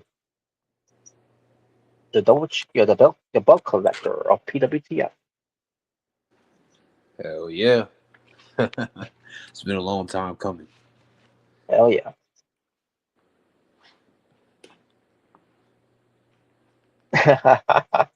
Really, Robert? Really? Just gotta rub it in, huh? Yes. Just gotta rub it in. Just got screwed. I got screwed over. Yeah, rub it in. Wow. Wow. Come on, Jalen. No need to be salty now. I got screwed over. It was the Brooklyn screw job. That's what it was. Oh yeah, sure. Let's not forget MVP involvement. But unlike Bret Hart, I didn't cry like a baby and throw a tantrum. Oh wow. What? I took it like a man. So that's okay. That's okay. I'm gonna get my rematch. Brett took it I'm gonna like get my rematch. What the What? fuck? This fat ass freaking bubbly drinking douchebag Chris Jericho beat Mark Briscoe for the Ring of Honor World Title. I don't know, man. I don't know why. Oh, you that's just not noticed bullshit. it? Oh my god. Yeah, it was bad. Yeah, it I was just terrible, seen- bro. I just Terrible. seen it. I just seen it on freaking YouTube, and I'm fucking pissed. You you weren't the only one. Yeah, you ain't the only one. He's now the new wave. Yeah, because that's what we needed. That's what we needed. Mm. But yeah, before I came in, you guys were talking about Tony Khan and his booking decisions. Yeah. Yep. hmm Yeah, what it seems like to me. It seems like Tony Khan. You can have a guy on the AEW roster, a wrestler, whether it be male or female, and it'd be like a badass, wrestler that can really bring eyes to the product. And if you book them properly, and they're really talented, it's like Tony Khan just says, you know what? I'm gonna take this wrestler that's fucking trash, that's garbage, that really brings nothing, that adds nothing of value, and that's really vanilla, and I'm gonna push them, and I'm gonna put you on Rampage because we can use some eyes on Rampage and Ring of Honor. It's like, dude, no, it's supposed to be the other way around. Yeah. Like I said, I feel like ever since Triple H got in control, I feel like I don't know. I don't know if he's lost it or if he's gotten lazy. I don't know. Like you got Like, people like Malachi Black who has yet to win the singles title. You got Jay Lethal getting that- fucked over his entire time in AEW. You have he got Mark buried in Briscoe. AEW. You got Mark Briscoe who had like 5 seconds of fame. But no, Yeah. you could put the fucking international championship on Take a Shitter, and you could push Oh, Daniel come Garcia on. Well, in the main event. It's like, dude, bro, dude, even Miro, when he actually was getting a good push with the TNT title, they made him lose to Sammy Guevara, and then ever since then he hasn't been the same. To we go forward. He has yeah, not been the same ever since he lost. Spanish guy, man, Sammy Guevara, man, don't be hating on me, man. I don't hate him, but at the same time, bro, really, you have Sammy Guevara beat Miro? I have no charisma, so I stick my tongue out for no reason, man. This is my time to fly. Like, get out of here, Sammy, bro. Sammy Guevara. And Hey, not come even a on, Ring of Honor. me and Ty Conti we're the new Edge Lita. That's what we are. Oh, get the fuck out of here. Don't you remember that? Oh man. Well, there'll be no Amanda attacking Ty Conti or Tom Mello on AEW television. But yeah. As far as where Jimmy Jacobs ends up now, I don't know. But where he lands, maybe he could land with Scott Demore when it comes to Maple Leaf Pro Wrestling. Which, speaking of which, before I get to that, because that's one thing I want to talk about, because I did actually see the show that they did. Samantha Irvin first. I need to bring her up because this came out of the blue on that Monday. That Samantha Irvin has decided to quit WWE. Yeah, she's no longer in the company. She's no longer in WWE. I was not expecting her to She's only. and I don't know if I don't know if she is going there or not, but me this came out left field for me because I seriously had no clue that was going to happen, and people already going to say, or Ricochet, talked to her, into quitting, whatever, Yeah, and he made a clip. he debunked it on Twitter or something like that. Like first of all, these people who cares? Uh, why she? First of all, like seriously, She was never good anyway. Wow. Oh, what? maybe there will be some people who say that. Um, but it's a bad loss. It's a terrible loss though that she's gone. Now, what could be the reason? I don't know. Maybe after being engaged to Ricochet, maybe they plan on doing a wedding. Maybe they, on the honeymoon, she wants to found because she's already a murderer, if I'm not mistaken, because her previous man that she had, Mm-hmm. um and maybe she wants to make the start family with Ricochet. She find she do you think I think she found someone Ricochet that Oh, you say who's the Samantha Irvin is already a mother? yeah, because That's I'm assuming she is. well, that's crazy because Ricochet is already a father. I think he has a son. Oh, okay. So I was thinking about the other way around.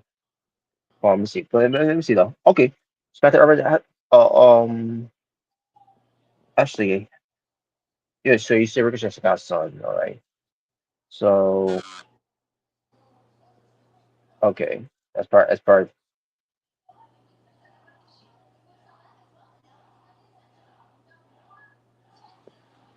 Hmm. Let me see here. But also we see him. I see him. Trying to hear about having one child that Samantha Irvin's got. Um, let me see. Yeah, she's got a daughter. Oh, okay. Yeah. Um, but yeah, and because of Ricochet, yeah, yeah, I didn't know he had a son. If that's the case. Yeah, I just remembered. I just thought about that actually. So, but yeah, well, they each Yeah, have that. kids of their own. Yeah. So yeah, well, yeah, that's probably that's probably the reason why. That could be the reason. Now, if she ends up being AW again, it's going to be foregone conclusion that that is going to be the case because I'm pretty sure she want to be close to her man. Yeah, I mean, if she does join AEW, to be a ring announcer or something, then hey, that's her choice. Obviously, it would mean that she wanted to be close to her husband. You know, That'd be cool. I mean, hey, And yeah, that'd you be got, cool. the since she left, you got these fucking WWE dick riders. Oh God. Yeah. See, she was overrated anyway. She was never good. Uh, It's not even things like that, dude. It's like she's leaving, but they're taking it out on Ricochet. Yeah, they were. wow. That bald bastard, he's taking her away from us, and she's going to dude, what? And I'm pretty sure because I call him a bald bastard. He was talking about saying, "Why you ugly?" Why you ugly? It's like, dude, she's a grown woman. Like she can She can make her go own wherever the um, fuck decisions. she wants. yeah. She No, can do Ricochet's whatever she wants. controlling her. Yeah. Oh yeah. Sure, he sure is. He's Yeah, somebody should have called the cops. Wow. call the And cops. according to her, actually, and according to her, actually, she's been planning to leave for a few months now. Yeah. Yeah. But I've seen some elite drunk saying, "Oh, don't worry, she's gonna be all elite. We're gonna laugh at the WE drones. Uh, I when mean, she does. I mean, God. if she is, and if she winds up going to AEW, that'll be good for AEW. But you know, Yeah, don't count on it. Don't count yeah, on it. don't Yeah. count on it. I mean, we may see her like in the crowd or something like to cheer her man on. Yeah, Yeah. That's pretty much what we'll get. Yeah, You know what? Again, You if know, you be don't, actually cool. You know, be a good idea. I just thought of it. You know, Mhm. if we have Ricochet turn heel, I would have him. Bring back the name King Ricochet. You know, him being like a cocky heel, and then like he'll have his own personal ring announcer. It'll be Samantha Irvin. I think Yeah, that'd be pretty cool. Like a pretty cool gimmick for him. that'd be cool. That would be real cool. That'll be actually something special for Ricochet. You know. Hell, why not? If we can't get Prince Puma back, then do King Ricochet then. Yeah. Yeah, because I've seen Lucha Underground, owns that. So yeah, remember that King Ricochet. Yeah, because honestly, Ricochet needs to turn heel. It really is. It looks like they're teasing that, which I hope he does turn heel because he really needs it. He needs a mouthpiece. That's what he needs. He yeah, could like get that. Like, MVP. 'cause I don't know if you saw. I don't know if you saw Dynamite, but MVP gave him his business card. So Oh yes, yes. That's what yes, he that's needs. why I was like, yes, have Ricochet join the Hurt Syndicate. That would be great. Yes. Then he could be King Ricochet with the oh yes. That would Yes. be awesome. Bro, I've said it before, like, because I also want Leo Rush to join the group. Here's what I Yes. would do. So he can go back to I managing Lashley. Yeah, Mhm. Lashley. Yep, Lashley. I would Mhm. have Lashley as the world champion. I would have like Shelton Benjamin and Leo Rush as tag team champions, and I would have Ricochet, King Ricochet, as either international champion or TNT champion. That's Hell what I would yeah. do. Hell yeah. I dig They it. they gotta they gotta have Hurt Syndicate have some gold, man. They got to. They cannot waste the Hurt Syndicate. This is a Yep. faction you don't waste on. Don't please don't Tony. Look, listen to me when I tell you. Please don't do the Hurt Syndicate like you did the House of Black. Yes, Please. please. No, you Oh cannot God. do it. Not with Lashley, not with Benjamin, not with MVP, and not if they have Leo Rush and Ricochet. You can't waste them. You can't do that. You can't do that, bro. You And can't you do know it. what? You know what, Tony? You want to know how to book Bobby Lashley? You see what you did with Orange Cassidy doing his first international championship reign? Yeah, do that with Bobby Lashley. Yeah, do that exactly. And hell, if you wanted to, you can. If you wanted to, you could have him like do what he did in TNA. When he won all the singles gold. That'd be something.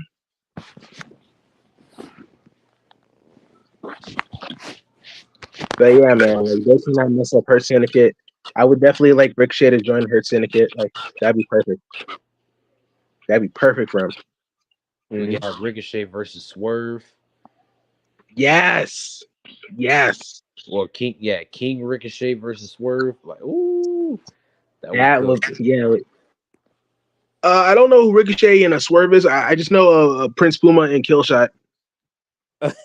Well, yeah, I know them too.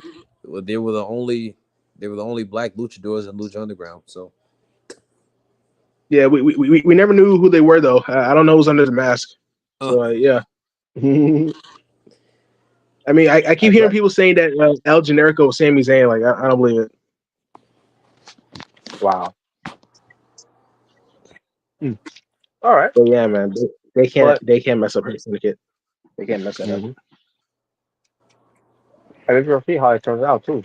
Um. But yeah, but as far as Samantha Irving, you know, whatever, man. Because you got Lynn Garcia, and already on her first night returning, she had an off night because the winner, because the first match they announced, it was a no more containers match. Yeah, yeah, it was.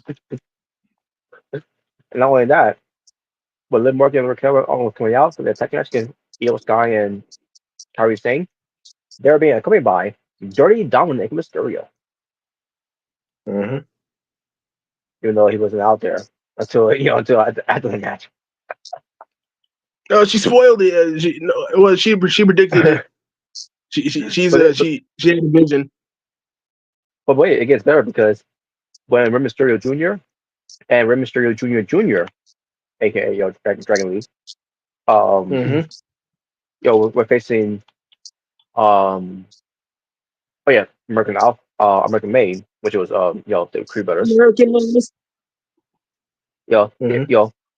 Yeah, you had Selena Vega out there with with them, Rey Mysterio and Dragon Lee, and Joaquin Wild and Cruz del Toro, even though they were not out there either. It was Oh just wow, Lena Vega. It was just Lena Vega and her yeah, chancla. they must. They must be wearing freaking invisibility cloaks or something, I and Lena can see it because, like, geez. don't know what was going on. Again, was reporting that back in November because it was last minute. It was last minute thing because Senator Irvin was gone.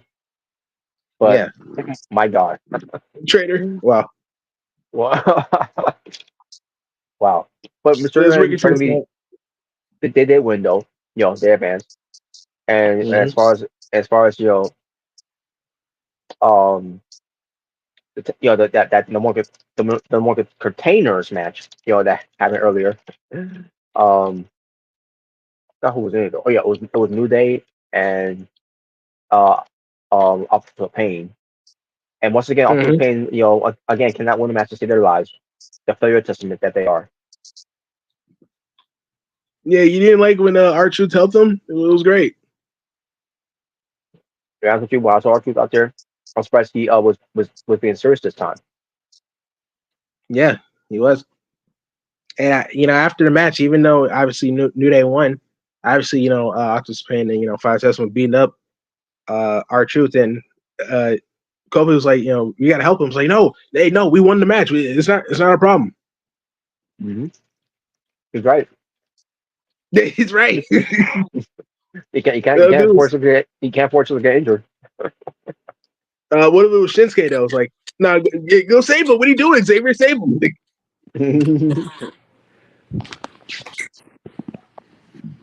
But yeah, so I am interested in something though, because like obviously after they were attacking our truth, we got the white sound, Yep. and the white six came out and they started attacking the Final Testament. I was like, oh my god! It's like I actually got hyped. It's like, oh man, this is something I've been wanting to see. The Jobber Testament. Yep. Yeah. By the way, yeah, obviously the white six was attacking Final Testament, right? And the Miz, they were going to attack the Miz, but Paul Ellering actually took a bullet from him. You know, Hmm. yeah, he actually saved the Miz. I saw like a backstage promo. This was like the WWE YouTube, and uh, the Miz was backstage, and then Final Testament came, and obviously they were pissed off, and like the Miz was trying to leave. He's like, I don't deal with this anymore, and like Karrion Kross was pissed, like Paul Ellering literally took a bullet for you. Like he had the Miz shook, and like the Good. Miz was like, we need a plan. It's like now we're talking, so they're gonna Come plan on, man, we something. were playing. A man with the plan. What is he? D. Brian Kendrick. I'm about to say That's what? right. That's right. Call Brian Kendrick. Yep. So apparently they got a plan. So Just don't Yeah, have to make a home run though. It's called losing. That's all they've been doing is losing. no. I know what the plan is. The White Six is gonna come out, and then they're gonna try to attack the Final Testament, but the Final Testament isn't there.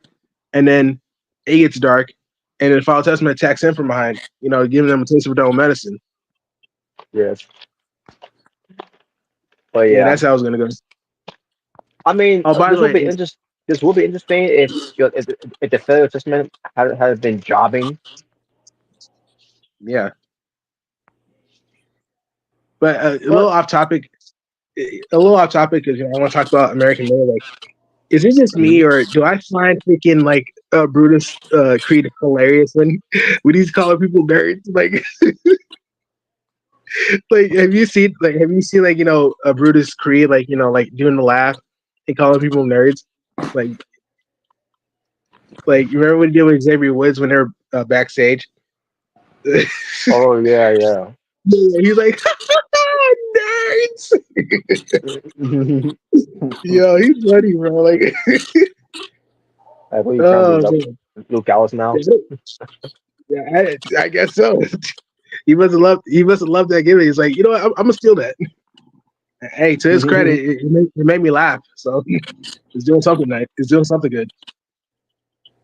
By That the way, last he one actually was has his funny. own, How others will laugh. that was hilarious. But by the way, he actually has his own YouTube channel, Brutus Creed. Okay, Yeah, he like does like food reviews. Um, yeah, doesn't involve In-N-Out burgers. uh, I think he does a I think he did a burger review, but I don't know if it was in or out. So, but yeah. Also, freaking did you know about Seth Rollins attacking Bronson Reed? yeah, they basically did Triple H and Shawn Michaels storyline.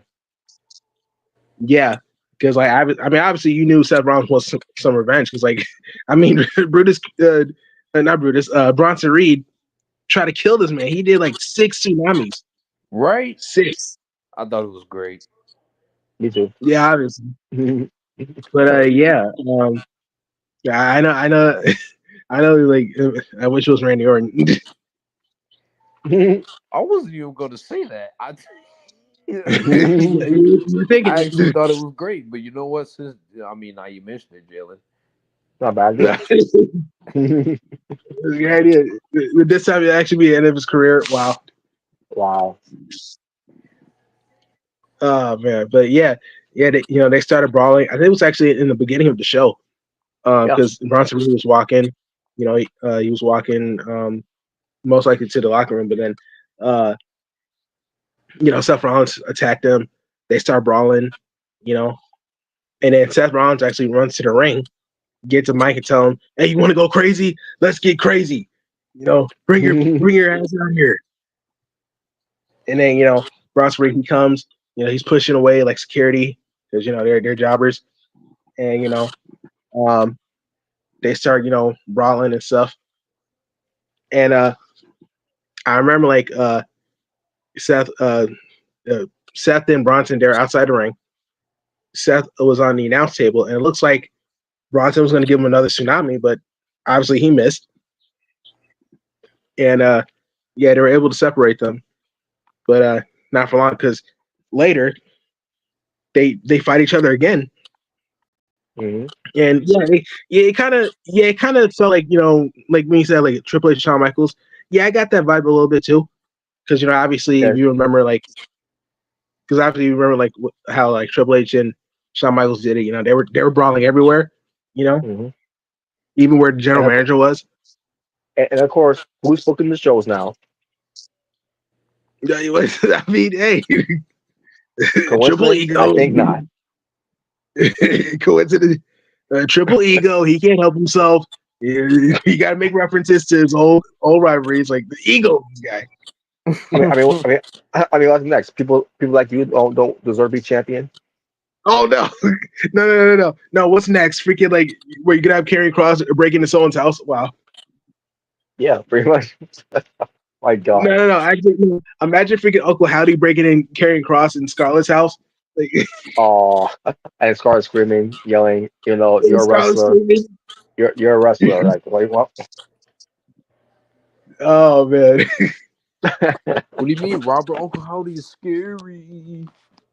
It's Yeah. scary. Well, so that's the most scariest superstars in W history in the Unholy Union. Oh But yeah. where are they now? Look at them now.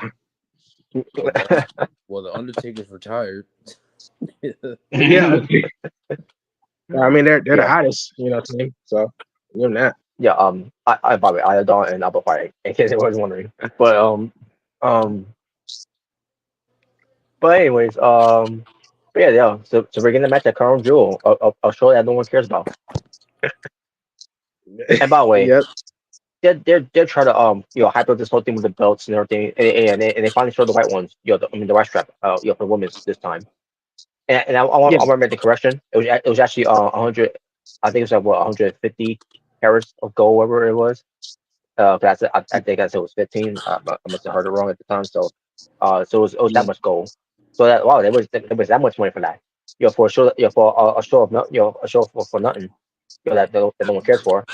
But basically, they do this whole thing where they're showing the belt and everything, and Hmm. it's important because these guys, they're got in this big, this big case and all that for the belt, and they're wearing the white glove. That it's important because you got the guys with the white gloves on there. Like, who gives a fuck? Yeah, Me? is all it's just a piece to Saudi prince, Yeah, exactly. Be happy. Wow. and they got Kurt Rose on SmackDown, cutting a promo. It was the meanest promo. And basically, he's saying he's got to win it for his daughter. Like, what? Didn't the dumbass Saudi prince ask for Ultimate Warrior even though he's been dead for 10 years? Yeah, Now this he whole acts like Ultimate Warrior versus what, like Yokozuna or something. I don't remember, but all I know is they asked for Yokozuna. Yeah, I mean he asked for Yokozuna and also Warrior. What an idiot. I mean, you can play that in 2K. He's like, but, Yeah, pretty much. And but nah, for you can't really. Yeah, that's crazy, bro. and I bet he was disappointed that not only they find out that they were dead, but he's got to be probably very disappointed how Undertaker looked. At that time, because he's probably expecting you'll see purple glove Undertaker. Oh yeah,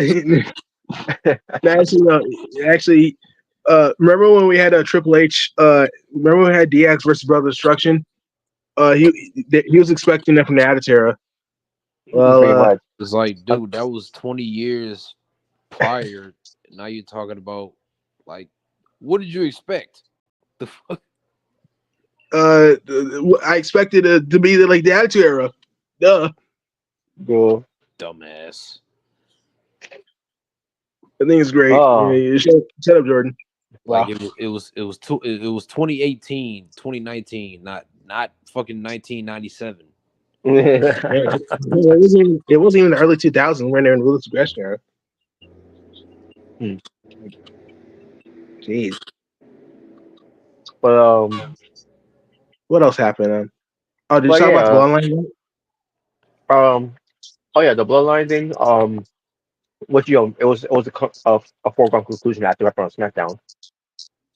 Oh yeah, Um, dude. When I remember when freaking Jay Uso when he said like, because he was talking about Jacob Fatu. You bring Jacob Fatu in this, why we haven't talked to him in years. And if he keeps staring at me like that, I'm gonna knock his ass out. Like, oh, okay, Jay. Okay, Jay. Now, why you didn't have that same energy with Roman? You act like you were scared of him. Well, that's different. It ain't different. Tell Roman you gonna knock his ass out. he traumatized me. Yeah, I see that. I Well, see that. remember when I lost at Hell in a Cell? I had to do what he said. That's why. See, so like I said, it's different. Yes, but we got that match for Braun Breaker and Jay Uso, Intercontinental Championship. Mm-hmm. Good match, but shenanigans. It was too much. It was too much of it. I'm like, what the hell? Obviously, And we knew that the Bloodline was going to come. Obviously yeah, after what happened to SmackDown and yeah, Solo, it was foregone conclusion that was gonna happen. yeah, and Solo and Solo in the Bloodline, they bought tickets, so they're allowed to be in the show. Hmm. Yep. Yep, so they bought tickets. And then the Tuggins showed up. Yeah, and the Tongan show up. But like they weren't like trying like to attack him. They were actually like, at first they weren't trying to attack him. So I was like, hey, go get him, man. Go get him. I'm trying to help you. Mhm. But obviously, that didn't really work out. And I think Tama Tonga tried to attack him. Well, Yeah, mainly because Jey Uso super kicked Tonga his, Tonga his, Loa. his yeah, he had super kick before he starts watching. No. And then that's what Tama Tonga, try to go for the attack. And then we had a face to face against freaking Braun Breaker and Jacob Fatu, which that's a match I want to see. I want to see And that the crowds match. went, and the crowds went nuts for that. Oh yeah, we gotta see that match, bro. That's a match. That's a Yeah. dream match. That sounds Yeah. like Excalibur, but that is a dream match, Yeah, dude. that match is gonna be that match is gonna be fire when they get a chance to that. Yeah, the dog versus the wolf. Yeah, man. That's what I want to see. Oh yeah. And then But yeah, they could be the new Wolf Dogs. Yes, the yeah, tag team. the wolf dog. I didn't even think about that. The wolf Oh dogs. my god. Wait, by the way, what happened with Baron Corbin? I don't know. Oh my god. They dropped the ball It on made him. me think, They dropped the ball of him too. don't worry, we're gonna have. No, I got a solution. Since the RKO show isn't a thing anymore, we're gonna have Baron Corbin and Randy Orton be a team. It's gonna be called the uh the RKO Wolves. There you go, Yard Carol Wolves. RK Wolf. That's a dork ass tag team already. Oh RK wow, Wolves. there you go. But yeah, But yeah, but I mean, all this going on with this match. Now, at one point, the referee is trying to stop this whole thing going on, and the referee was not even doing like the 10 count. I'm like, am I missing something? But is this no counts? Like, what the fuck's going yeah, on here? no, actually, it wasn't okay. So we just didn't tell you. We didn't tell you. Pretty It much, was because just, pretty much the referee wasn't counting. I'm like, what the fuck is this? Like, he's just saying, yeah, that one just happened. that was a screw job. That's what it was. He was in on it. Unbelievable. I guess he was paid. He was paid. I But yeah, guess. but obviously, Braun Breaker got the advantage, and he got back his Intercontinental Championship. So Jey Uso lost, obviously. Which could just because of Jimmy Jacobs. I mean, not Jimmy Yeah, Jacobs. Jimmy Jacobs. I meant Jacob Fatu. Excuse me. Sorry. I didn't know. I didn't know Jimmy Uso and Jake Paul did the fusion. I didn't know that. Oh man, maybe that's part of his NBA. Oh, that Thank you. wasn't mentioned. Oh boy. But anyways, but yeah, but Jacob Fatu, cost, Jimmy, Jey Uso, because the whole thing all happened on SmackDown. It came at the bottom of the ad. Yep. Yep. And now obviously they're pushing for War Games since that's the next review Finally, coming. So finally. most likely, obviously Jay is going to join Jimmy and Roman. I wonder if Sami Zayn's going to get involved. I'm pretty sure he will. I'm pretty sure he will. Yeah, so we'll get the OG bloodline versus the new bloodline. So I'm definitely looking forward to this. And I've been liking what they've been doing with Roman and Jimmy because obviously, Jimmy wants to get wants Jay to join, but Roman does. He he even said no eat. He still does no eat. That's the point where Jey Uso said to him when they had that meet from parking lot before Jey was going to leave. He let Roman know you. Yep. Yeah. Roman even said like, "I'm proud of you." Mm-hmm. He said he was proud of him. Are you really? Mm-hmm. Considering he's Come the on. only one with a championship, are you really Roman? Yeah. No, he's jealous. Now, come on. Jordan, imagine if Randy Orton said he was proud of you. Wouldn't you believe it?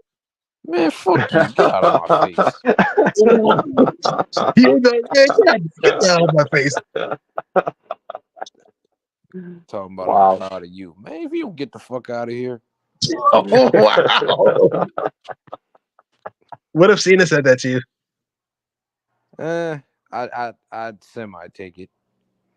Okay. I'd be like, are you really proud of me, or are you proud of me now? You think you get a chance to bury me now? Wow. Mm-hmm. Wow. But Randy Orton's like, man, get the hell out of my face, man. I don't need your Yeah, approval. but I don't want your goddamn approval. the fuck out here.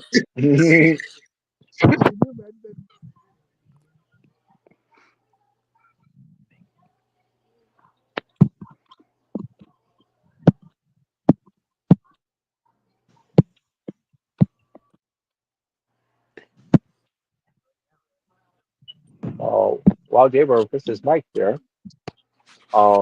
But yeah, but that was Raw. Oh yeah. Also, I gotta mention just one thing before I do talk about something. Comes to what the wrestling straw I saw. Um, Carlito. People were not happy Oh with god. Carlito on Raw because you know yeah, Kyrie Sane and Io Sky, in the office of you know of the Raw GM, Adam Pierce, and they had some discussions and all that. But I don't remember what it was. But either way, it was already all over and done with. Then we had Carlito walking in because because Raquel you know wants Carlito to fix this. Comes to Dominic because apparently Finn Balor uh you know just want Damian Priest to be the world champion because he's planning on going at the the world title. So Carlito was trying to be trying to be funny and everything. It's like um because they tried to I guess they tried to suggest Dominic Mysterio to go to Gunther for the world title, and Carlito was laughing, and then Raquel didn't not find that funny at all, and it's like why even in the group? Like, and then Carlos like, I'll bring a cool Dang, factor, right? dang. Now So that was a missed man. It was a missed opportunity for him to say because I spit in the face of people who don't want to be cool. That's cool. That's all you have to say. That's cool. yeah, cool. Yes, It's cool. but yeah, but Carlos ends up going to Pierce, and again, Yep. as soon as that the EO and Kyrie left, um, he basically called EO and Kyrie Chinese, Yeah, I remember that.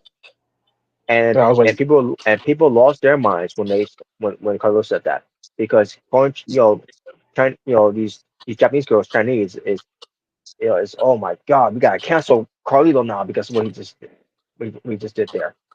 Carlito even being though even though Io and Kari reportedly didn't have a problem with that, they didn't really care. Carlito being ignorant. But Oh hey, my god, he needs to be canceled. Yeah. but hey guys, you got to remember that these are the same people. Whenever I called Takesh to take a shitter, they said, "Who this racist?" Wow. Like, bro, like, calm down, bro. Yeah, when I saw the segment, I like it's the it's the things that they think is funny. Well, and I think myself, wait a minute. Um, normally if this man will come up with something like that, but he's not there anymore. So Yeah. who thought was a good idea to do that anyways? But but again, I was like, Well, I didn't think nothing of it. Didn't think people could be upset with that with Carlito, but when apparently I was wrong. when I heard that, it's like, oh, I don't think so. It's gonna like this, and I was right. Yeah, it should be EO because after that conversation was over, Carlito's bitch telling Al Pierce, you got a nice haircut, all that, and then he turns and also he sees EO, and EO's response could have been Japanese bitch. Yeah, that would have been funny. Yeah, it was like that would have been that funny because would have been a cool, cool like callback. yeah. But yeah, like people took it too seriously, bro. It's like, calm down. Like, geez, like, could you imagine? Just like, of course, Triple H, he thought of it. This is the same guy. This is the same guy that said to Booker T, people like you don't Oh, deserve to be champion. So of course it was Triple H. Wow. oh God. But yeah, like, people need to calm down, bro. Like, Jesus, calm Jeez. down. So what can it do with this? To punish Carlito, job him out, I guess. But yeah, it's not like he's been doing job before. Yeah, I mean, he already has been doing that, so it wouldn't even make a difference. Yeah, And it looks like Judgment Day is about to kick him out anyway. So yeah. I hear reports someone's gonna be kicked out Judgment Day, and I think Carlos is gonna be one of them. I mean, if this yeah, is this what their way to do it? I'm sorry that whole thing of him, saying that, that should not be the reason. no, it was always no. That was part of the plan. It should be because Raquel, doesn't get why he's in the group. Basically, say what does he contribute in the group? That's He having brings the an cool apple. factor. He brings in the cool factor. That's what he does. That's what he I mean, said. yeah. Oh yeah, he does bring a group factor. Um, but yeah. But yeah, I think that's going to lead to Carlo being kicked out. But how they do it is up to them. I think But it's great. yeah. All right.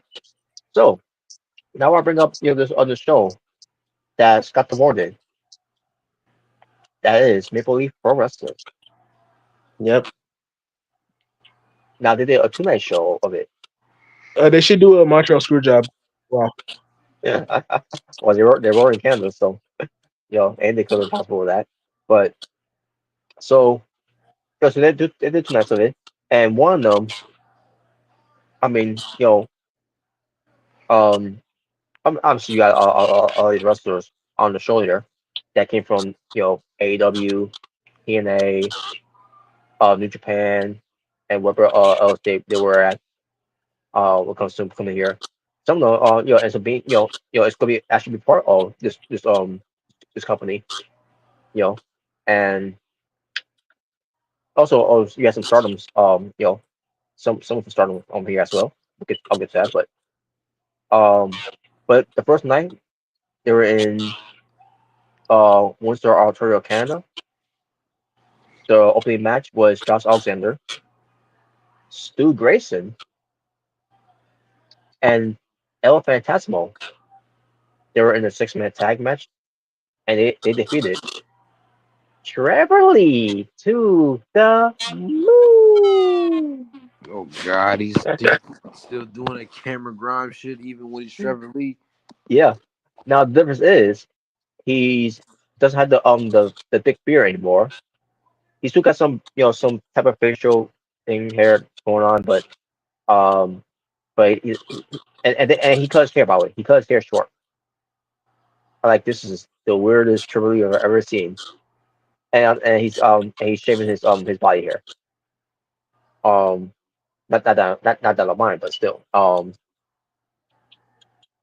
But then you have Rocky Romero teaming up with Trevor Lee and Alex Zane.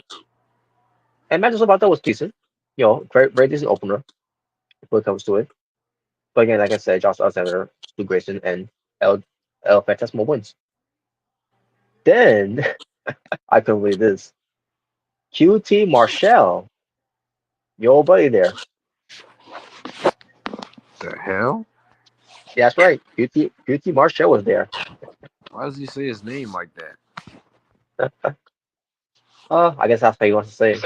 Unless that's how they always say his last name. He's being covered by Harley Cameron. He defeated Boheminder uh uh Gujar, who used I guess he used to be in TNA until he's not there anymore. So, but hey, now he's in now he's in MLP. Yeah, Kylie Ray.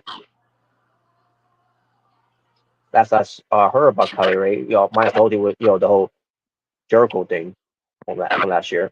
Which was started by Nick Hausman, and there was no follow up after that. But Kylie Ray versus uh, Laney Luck, Taylor Rising, Taylor Rising. Yes, Taylor Rising. Supposed to be a knockoff of Taylor Rising. Yeah. Yo, aka Triple Eagle. And And also I know I actually know Laney Luck. yeah, I think I've seen her before, but I just didn't recognize much of her. Um, and you have some chick who's small, compared to all to the other women in the match, named Aurora TVs or Tavies, whatever her say last name. Hmm. And to be honest with you, I didn't think she was impressive at all. I mean, she did some moves and all that, but I didn't find her impressive at all. She looked like she was. I don't know if she's new. But it looked like she's she looked like she was competing like she was green. But Kylie Ray got the win by pinning Aurora. So yeah, I hear that. And the way they did it, by the way, it was way better than how they had Ethan Page win that NXT title. When he won by falling on top of whoever he fell on top of when they had that match back months ago. It was a four-way match at the time. When Triple lost the belt. Um, but by not losing the match though. But I thought how they did here was way better. Now Taylor Rising, she did the pedigree. And like, wow, who could have foreseen that coming for someone who's calling herself Taylor Rising? I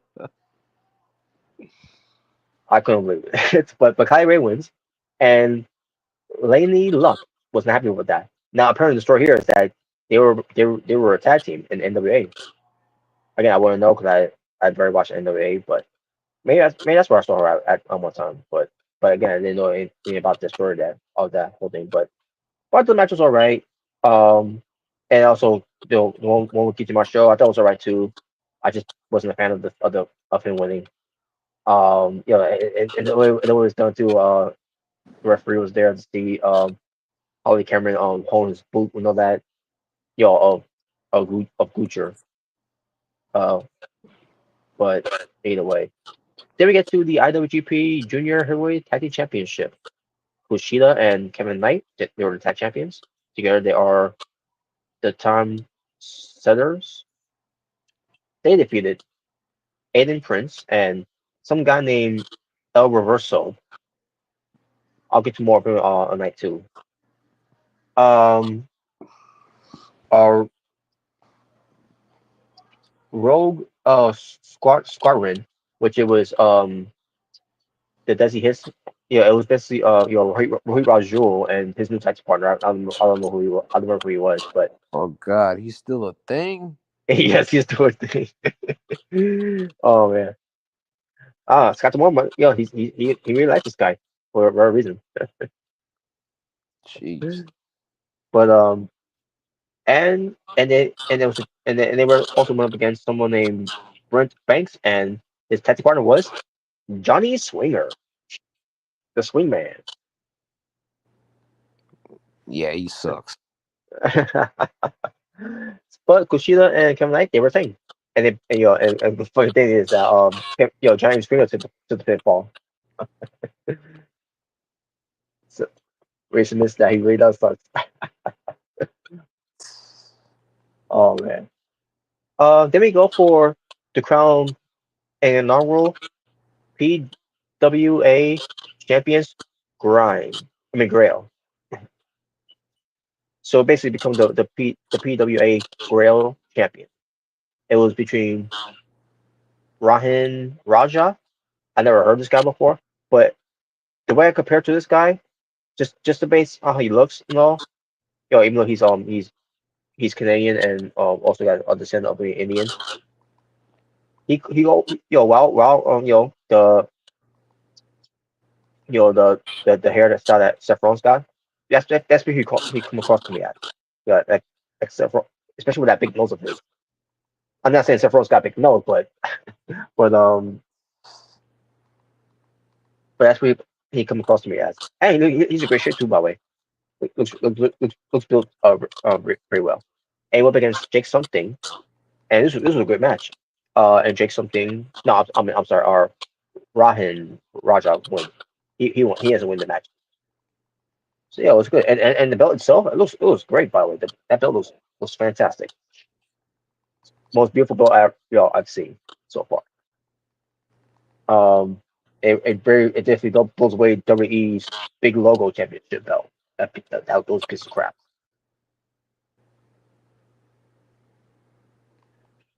So we got Bully Ray versus the Ooh. that's right. He went up against the former Jinder Mahal. Yeah, I know that's exciting. Yeah, exactly. No pop. Now here's the thing. He actually did get popped because he's the babyface, Oh. which is WWE always called Canada's Bizarro. Well, yeah, it is Bizarro when you got Jinder Mahal while people getting cheered. But he's called Raj Desi, and he's still going by be called Maharaja, except he's not called the modern Maharaja. He's just the Maharaja. No, you're the motherfucker who still fucking sucks. So instead of the modern day motherfucker, he's just a motherfucker. Okay. Yeah, very much. Oh my god! And it was a tables match, by the way. And Bully Ray kept talking about this whole thing where you'll never put me through a table, and like he's putting me through a table.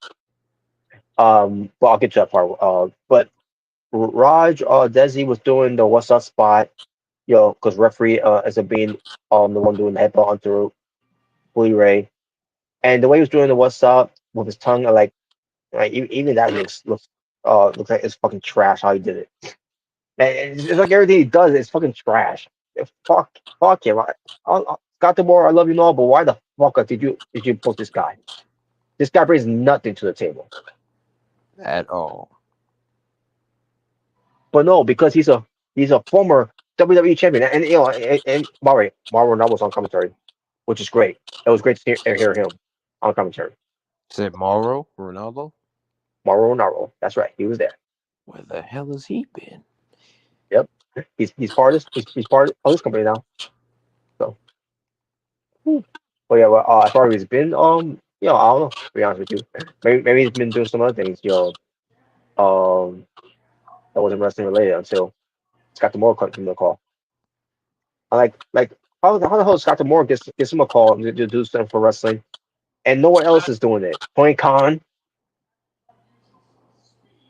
Exactly. Jesus Christ, man. But what else do you have? Don Callis, who also the commentary with him too. But that's the best role for Don Callis is commentary. Um, minus what's he doing in AEW? Yeah, he just became trash over the Yeah, past year. He's super yeah, trash. yeah. And I doubt the new direction for the Don Callis is going to be any different. But we'll see. We shall see. But but the match happens, and everything, and then Raj, Desi, Jinder Mahal, that's all I'm going to know him by, But anyways, but he pushes the referee, or referee pushes him, whatever, and then get the tables, trash. But Bully Ray was put to a table, but the referee didn't see it, and then all of a sudden, for whatever reason, QT Marshall comes out and he knocks out Mahal, and then drags Bully Ray all out of the broken table, only to put Mahal right on there, and the referee sees it, and then the referee calls for the bell, and Bully Ray wins. Like, well, at least the motherfucker didn't win. But well, but at least Bully Ray was wrong about one thing. He he said that he wouldn't put him to a table. He can't put him to a table, and he did. So I guess that's the only thing he could give him credit for is that he put him to a table. But but they but then also Pindu Grugier came out to for the save. And like, well, you take it up for that for saving the motherfucker. Ah, so let Still me get trash. still trash, by the way. Yes, still trash. And still to But this day, Robert, we don't know shit about nutrition. So I yeah, guess nothing has truly changed. he was showing off a lot of that nutrition too. The bully. My God, man. All right, Mikasa Mitchell, who used to be in NXT, and for a reason decided to fire her. Now she's part of this company. She's doing backstage interviews, and all that. So there you go. Scott Moore was acting her still, yeah, even back in the days when she was there, in Impact Wrestling. Um, so then we had Joe Shaw, who used to be in TNA, but not anymore. Now she's going to be part of this company. She went up against Miyu Yamashita. And if Yamashita is a win in this match, he would have been added into the Ring of Honor Women's World Championship match, which I didn't think it would happen because because it was always advertised it was going to be Giselle Shaw versus Athena, which we'll get to that way. But it was a good match. I enjoyed the match more or less, and Giselle Shaw wins. Um, so that means it's going to be just a 1-1 match. Um, and let's see. Okay, and the main event for the AEW International Championship eliminator match. Even on this show, AEW has to ruin that concept match. I'm getting so sick of these damn eliminator matches. I really am. I am too. My God. So it was Konosuke Tatesuka who's champion. Um, Boo. speaking of champion, he went against Mike Bailey, who is the current TNA exhibition champion. Um, and also he's speedball. So match was great by the way, but Konosuke wins. Why? Why do y'all? Why do y'all keep? Oh my God. He's not even that great of a wrestler. He's like a mid. He's a mid in ring wrestler, and he that like whatever, bro. Whatever. Oh, come on, he's got a great blue thunder bomb. He's got a what? His But blue yeah, thunder but bomb doesn't have shit on Sami Zayn at oh, all. oh come on. I mean, Sam says, blue thunder bomb is great too.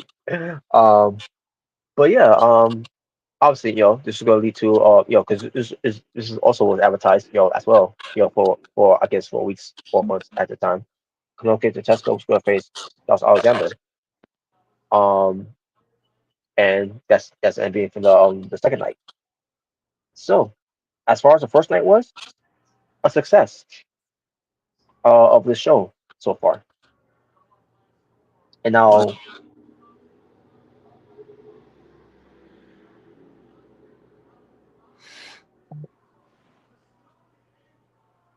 let's see. And night two now. About all right, I should say the show is called Forge in Excellence. Basically, I guess it's what comes to excellence, because what comes to the excellence of execution is in tribute to Bret Hart. Oh yeah, hell yeah. Yep.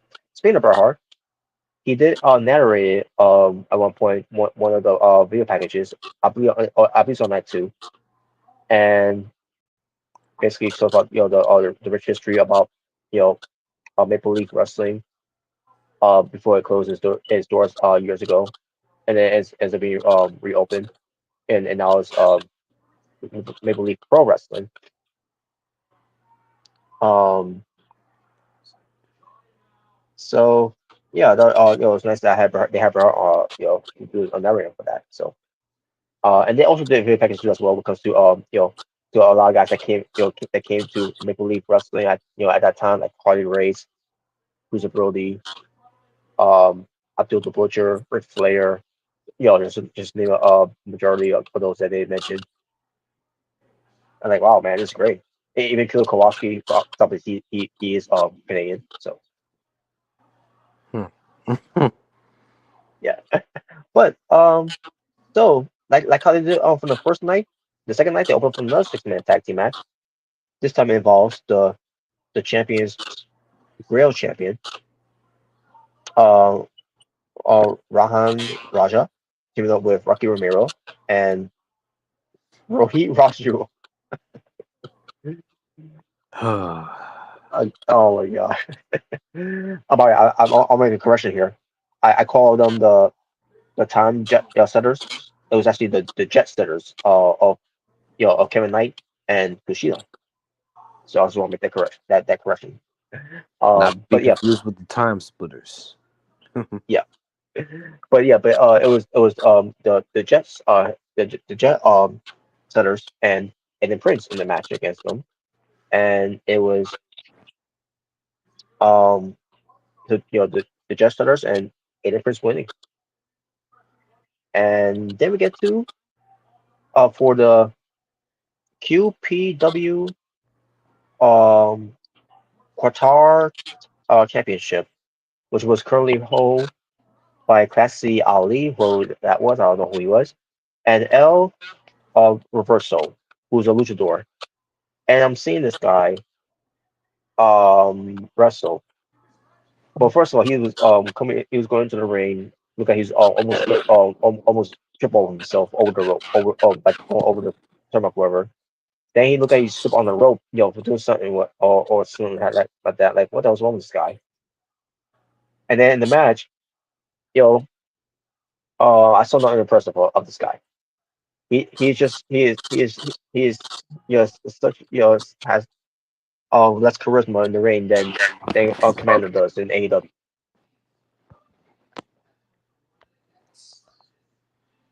And then the worst part was this El Reverso guy. And I'm trying to figure out why he's called that. Like is El Reverso. Yeah, I know what this is supposed to mean. El Reverso means I guess he's a master of reversals and all that.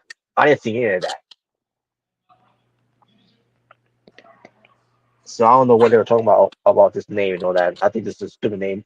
It's worse than than Bandino's brother calling himself Gravity with the way he was wrestling.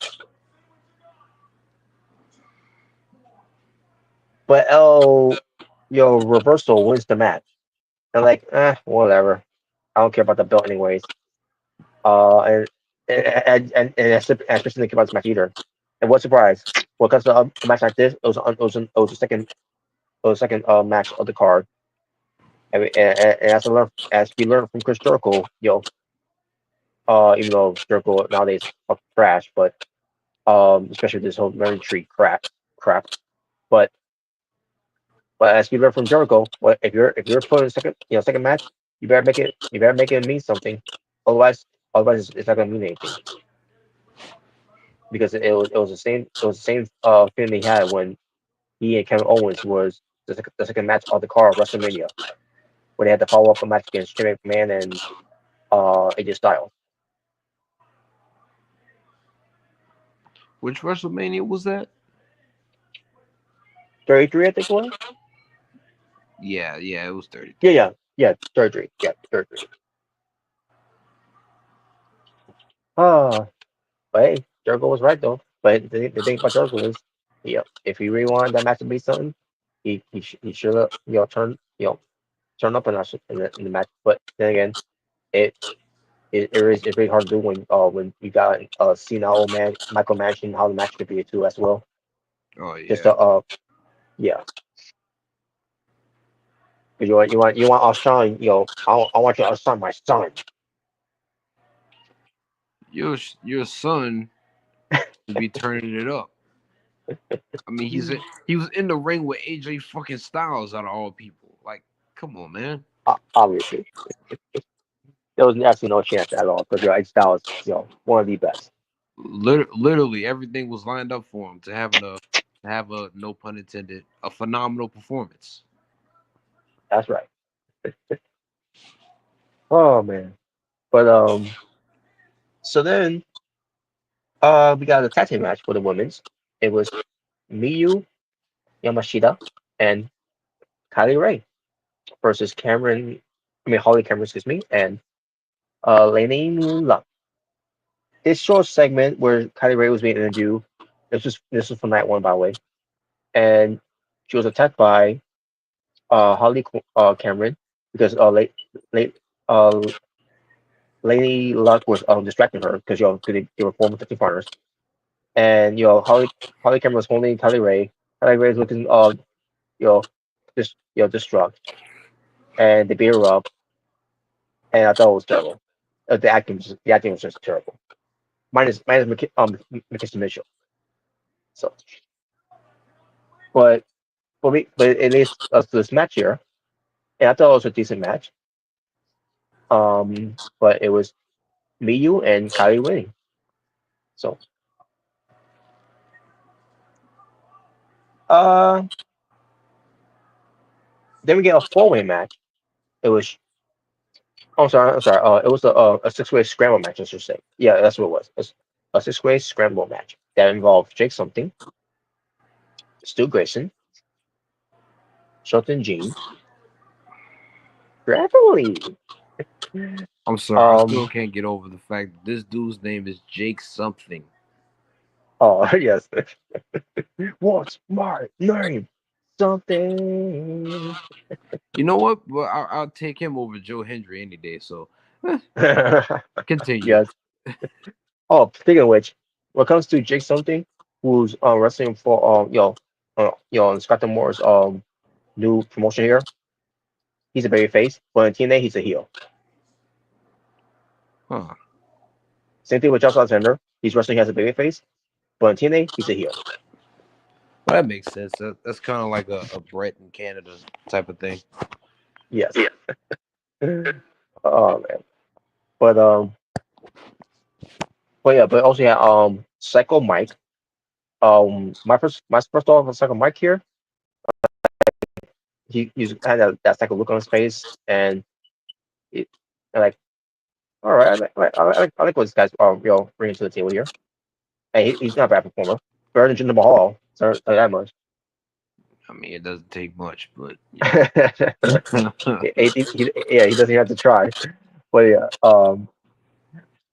and Alex Sane. So yeah, this match was incredible. It was all over the place. Um, and in the end, it was Mike, Psycho match to say he got the win. I was not expecting him to win, but hey, I'm glad anyway, I'm glad he did.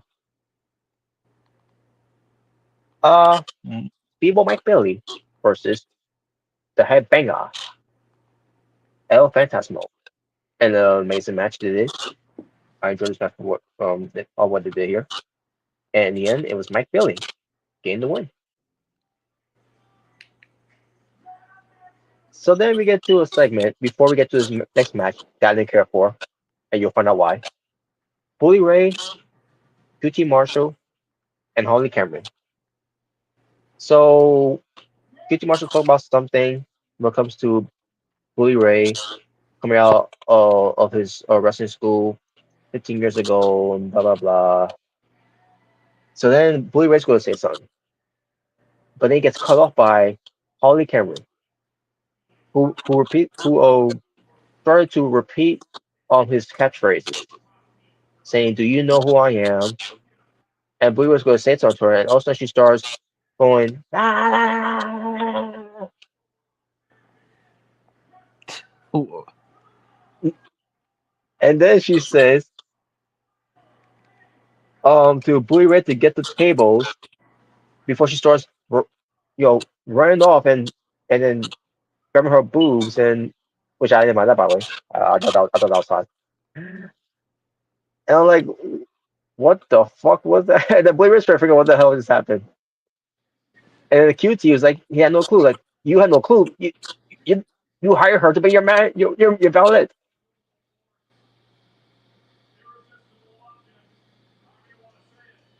So that was weird. I don't know. I'm not supposed to be Heidi Cameron's thing. She's psycho, you mm-hmm. know. But this was way over the top being psycho here. Oh man. So we get this tag team match that involves Bohinder Gujar and the motherfucker versus QT Marshall and Bully Ray with Holly Cameron. I didn't care for the match. Is this a main? Was this the main event? No, no. The main event was John Alexander and Konosuke Tesco. Thank God. Well, actually, never mind. Oh come on. But so the only highlight I could talk about this match really, and let's face it, there's no highlights of it when you got the motherfucker in there.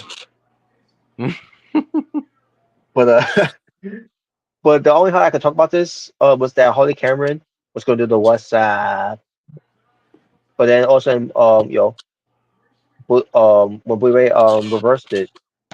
I mean when Blu Ray was sending someone up for let's see. Yeah, I think it was to Jin uh Gujar. Yeah, Gujar was going to get the WhatsApp thing, but then Gujo reversed it. Will be ready to up himself for that, and then Ohio Cameron was going to think about not doing it, but also she gets pushed off. I think by the motherfucker, and she headbutted Bully Ray onto his balls, and then Bully Ray pops out, and then they look at each other, and then Bully is like, "What?"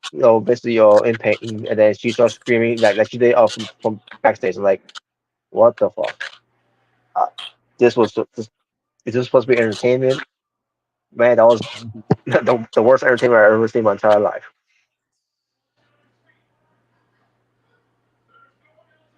But in the end, it was Gujar getting the win for the team. Thank God, not the motherfucker.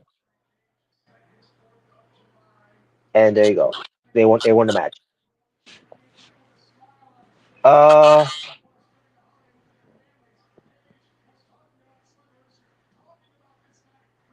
I mean, at least he could sell his product called that motherfucking nutrition. yes, I agree. My God. So, Ring of Honor Women's World Championship. Athena defends against Giselle Shaw. Now, coming into the show, because obviously I haven't been watching much of Ring of Honor, because there's really ain't much to watch Ring of Honor, when they don't know how to book it right. But um, but yeah, I haven't been watching any stuff of Athena afterwards. After what was the last preview that they were Ring of Honor?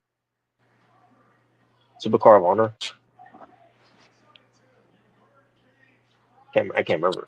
You said what? Well, oh What shit. was what was the last what was the last preview that Ring of Honor did before? I think it was Death Before Dishonor. Oh yeah, definitely Force On. Yeah, that's what I was trying to say. Because Supercar was around WrestleMania, so okay, yeah, that makes sense. All right, so and I'm seeing Athena, and I'm like, so there's a little bit about Athena here. I'm like, did she look like she slimmed down? Not saying she was not saying that she looked fat or anything. In fact, the shit that she was in before, I'm like, yeah, that's I love that. I love women like that. Oh, so no complaints there. But yeah, I'm seeing this. I'm like, look like she's sitting down a little bit. Like, holy shit, where she's doing? Give it up.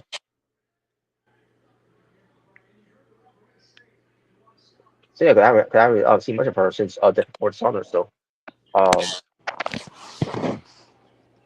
Hmm. but either way, so this match itself was good between Athena and Giselle Shaw. Obviously Athena wins. Because there was no way she's going to lose the Ring of Honor Women's belt. Because she's you know my God, how long's been it's going to be now? two On top years, of that, isn't Giselle Shaw? Isn't she in TNA? not anymore. She's Not gone. anymore. She's gone. She's gone. Okay. Which is why I think she's going to be part of this company now. But Scott Moore always thoughts on her. So Joe Shaw is going to be in good hands in this. Which by the way, they made an announcement. I believe something on this. Can't remember which night it was that they announced it, but 2025. It's I think we're going to start doing weekly shows. So like, I'm totally in. I'm not going to be in favor of the motherfucker, but I'll definitely we'll tune into it because Marvel Narvel is great. Now I know Scott Moore is going to also be doing something with them as well. You know, but If he can't, then I'm pretty sure they'll find someone else to to fill that role as well. But um, either way, they got Marvel Ronaldo, and Marvel is great what he does, Hell and yeah. he's not he didn't miss a beat. I wish Tony would have hired him instead of fucking Sockface. Yeah, exactly.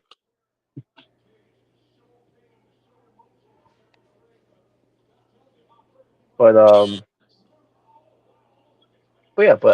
Dina retains, and we'll see what happens at Final Battle now with Dina. And the main event for the AW International Championship, Konosuke Tatesuka versus Josh Alexander in a great match here.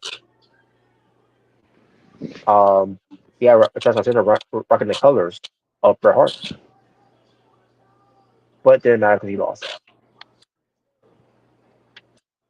Now let's face it, there was no way he was going to lose it. He was going to win the belt anyways. He's a TNA guy, and for a reason, AW doesn't want to do business with TNA anymore. For that fallout happened back from a couple of years ago. Um, so then Don Callis turned a promo about how great Konosuke Tetsuka is, and get this, he puts over his guy so much that he is far better than Bret Hart. Who what? Don Callis said that about Konosuke Tetsuka, that he's far better than Bret Hart. Oh, get the fuck out of here. Oh my god, man. You know what? I will say my next comment, but I think I'd be considered racist, so I'm gonna just keep it to myself.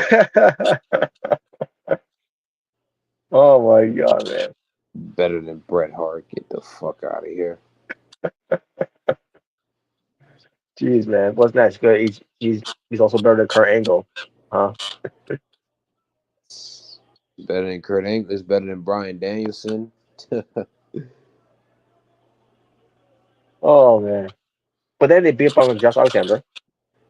You know, Konosuke was, and then Don Callis joins in. Stopping on him. And then Ricochet shows up, and then took out Konosuke. They retreated. Then Ricochet and Josh Alexander shook hands, and there you go. And obviously, what they're setting up here is that Ricochet is going to be next in line for that AEW International Championship because he didn't lose the match on on Wrestle Dream. No, he did not. So yeah, there you go. Woo! And that was the show. Now again, I thought the show was a success.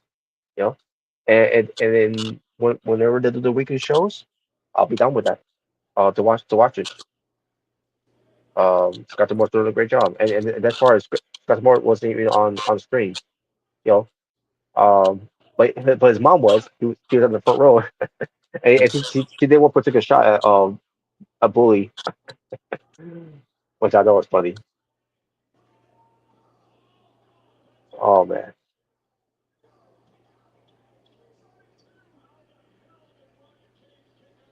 but there you go. That was Maple Leaf Pro Wrestling. Yeah, but Scott Demore, keeps booking it properly, and especially when the main show starts, I can see Maple Leaf taking over as the top promotion in Canada. Hell yeah. And what we got, well, excuse me. What we see with this is that it can extend outside of Canada as well. If fans are already interested, to see the full show is to be, once they start doing the weekly shows. And I guess there's no Hall of Praise too, by the way, when it comes to TNA, or when it comes to TNA management, when it comes to Dr. Moore being let go, because 'cause obviously they let the TNA talents wrestle on the show. Mike Bailey, Josh Alexander, um, basically those are the only two TNA guys I could think of that was on the show here. I mean, Kushida coming up too, but he's also on wrestling for New Japan. Um, Sheldon Jean, which probably he hasn't been seen for that long.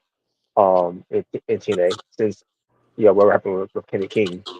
Yeah, well, yeah, what a success that was for Kenny King coming back only for him to be jobbing.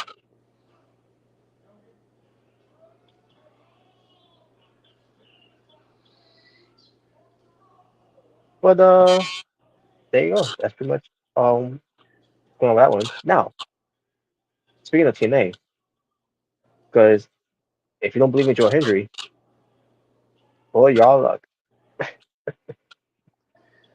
Oh, Because first of all, maybe first, maybe refresh first of all, because TNA Bound For Glory,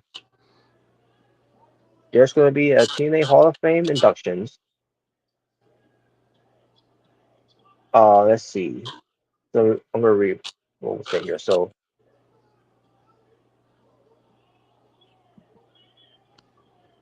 let's see here.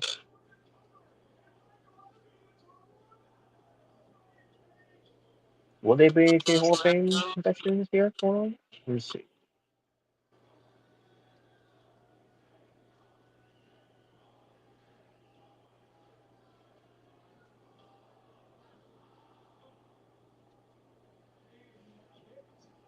I guess not.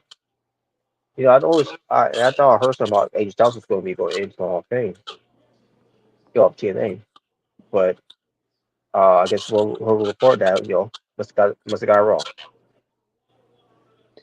that would be a very rightful induction. And then Samoa Joe returned to TNA for a little bit. Uh, I don't recall if he did. If he did, unless it was like a real cameo or whatever. Yeah, I thought it was like a one-off appearance, but I don't know. I might be wrong though. Mm. But but there is someone that's going to be inducted to the TNA Hall of Fame this year. Um, Usually they always do one person being inducted to the Hall of Fame. Last year they did Mike Tenay, Don Cal, um, I'm sorry, not Don Cal, Mike Tenay and Don West, I should say, Yep. and was also Tracy Brooks, who was also in as well. This year they're only doing it with one person because they'll be in Detroit, and that's Rhino.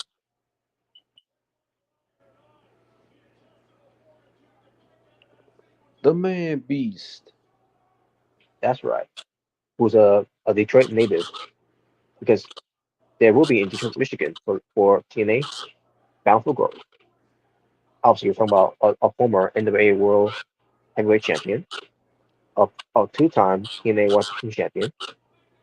Um, and he made an event at the inaugural Bound for Glory in 2005, where he defeated Jeff Jarrett to win the NWA World Championship. Also being inducted, you know, into it. I think it's going to be the late Bob Ryder. So it's kind of like I said with last year when they did with when it comes to Don West being in the Hall of Fame as well. And I think now they're gonna do the same thing here with Bob Ryder, so which is good. They're doing that still. So now we're getting other than being Rhino going into the Hall of Fame, we're also gonna have the late Bob Ryder who had a lot of involvement in TNA at the time who was co-founder of TNA along with Jeff Jarrett and Jerry Jarrett. So Hmm. and that's something to look forward to. That obviously it's gonna be on the pre-show by the way when it comes to the Hall of Fame ceremony. So but Bound for Glory will be on October 26th, 2025. I mean 2024, excuse me. Sorry. Oh my god. Watch it later. Oh man. October 26th, 2024 in Detroit, Michigan at the Wayne State Fieldhouse. I don't know how many pay-per-views going to be booked. It's going to be they can fill in with that. Let me see. Okay, 3,000. All right, that should be good. Will they get 3,000? We shall see. But the pre-show, oh hell no! The pre-show has the Corey shot gauntlet. It's not going to be in the main show. What? Damn, the pre-show. I mean, I'll still watch the pre-show because it's Bound for Glory at the end of the day. But for all the years of doing this Corey shot gauntlet match, which is important match to have because winner gets to choose a title that they want to go after. It's always been on the main show, but for a reason they put it on the pre-show. Uh, that seems like a very Tony Khan-ish move right there. Oh no, what are you doing? Whoever did this, why? Yeah, what are you doing? Uh, holy shit, man! But let's talk about who's in it though. Um, Even though I'm disappointed that it's on the pre-show, man. Come on, man. But because because the thing about this, it's about elements of surprises of who's gonna be in this match. Some of it was great, but some of it is trash, and there was a lot that were trash. That were in there. Um, but you got freaking Kazarian, you got AJ Francis, you got Sammy Callahan, Oh, flop dollars in it. top dollar, yes. Hey, Sammy Callahan is in it too. I see you. Uh, Laredo Kid, Jake something, Jason Hash, one of the good hands, and 14 to What if be they play determined. Allstate?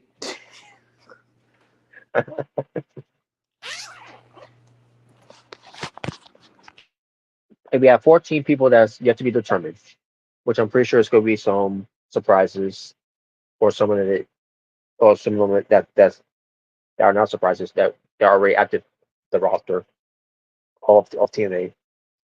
But it's not just when it comes to men's, because it's also involve the knockouts. So they're still going with the whole thing with the knockouts being the match too as well. That's why Joey Grayson won last year. Won last year. In fact, the only knockout to ever win this match, because other knockouts couldn't win this one. Because hell, try and have Kier Hogan win it is not good enough, right? But um I will give it to Frankie Kazarian. Frankie Kazarian should win, and I do see that by the way. I can see Frankie Kazarian winning this match so that he can cash in later on in the night, and we'll get to who on who when we get to it. That way it could further the story. But the opening, naturally I don't know what's gonna be opening match to be honest with you folks, but either way, I'm gonna start from the bottom all the way to the top because I see the top here is the main event, so I'll get to that when I get to it. But the first one we'll talk about is Josh Alexander versus Steve Macklin, and you gotta have Steve Macklin win against Josh Alexander. Excuse me. Speedball Mike Bailey defends his TNA Exhibition Championship against El Hijo del Vikingo. That's right, he's back, folks, after an injury. Let's just hope he doesn't try to botch any spot moves, like doing a springboard type of move. But I digress. But people might play to retain. I don't know why they didn't go exactly with for her rematch, but whatever. Then we get the knockouts. The TNA knockouts tag. Let me say this again. The TNA knockouts World Tag Team Championship. Spitfire, Jody Dredd, and Naomi Lula defending against Rosemary and Wendy Chu. Are you fucking kidding me? Why? Why the fuck is she in this show to begin with? Spitfire wins. and they better win. The tone of my voice changed now because of seeing Winnie Chu's name there.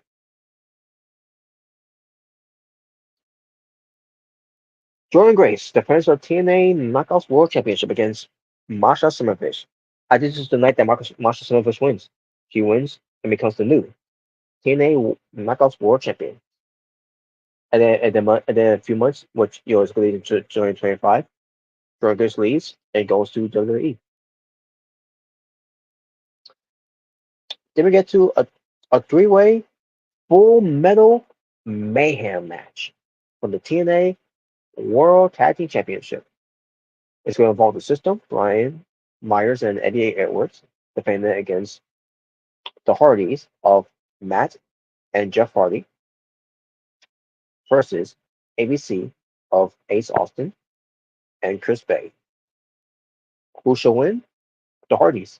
Have a final run as TNA World Tag Team Champions before they wind down their careers. I don't know if that's going to be the case or not, but they wind down their careers, or they could be BTNA Tag Team Champions until it's time for them to go elsewhere.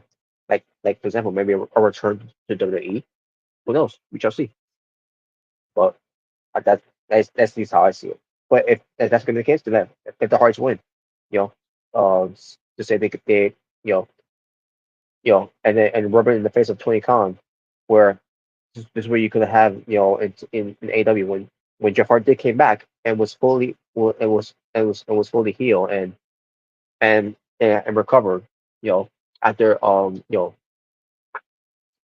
the whole incident with him driving, under the influence, with swerving over the road. But they didn't do it. So that was their loss. And now TNA can show them exactly what they missed out on.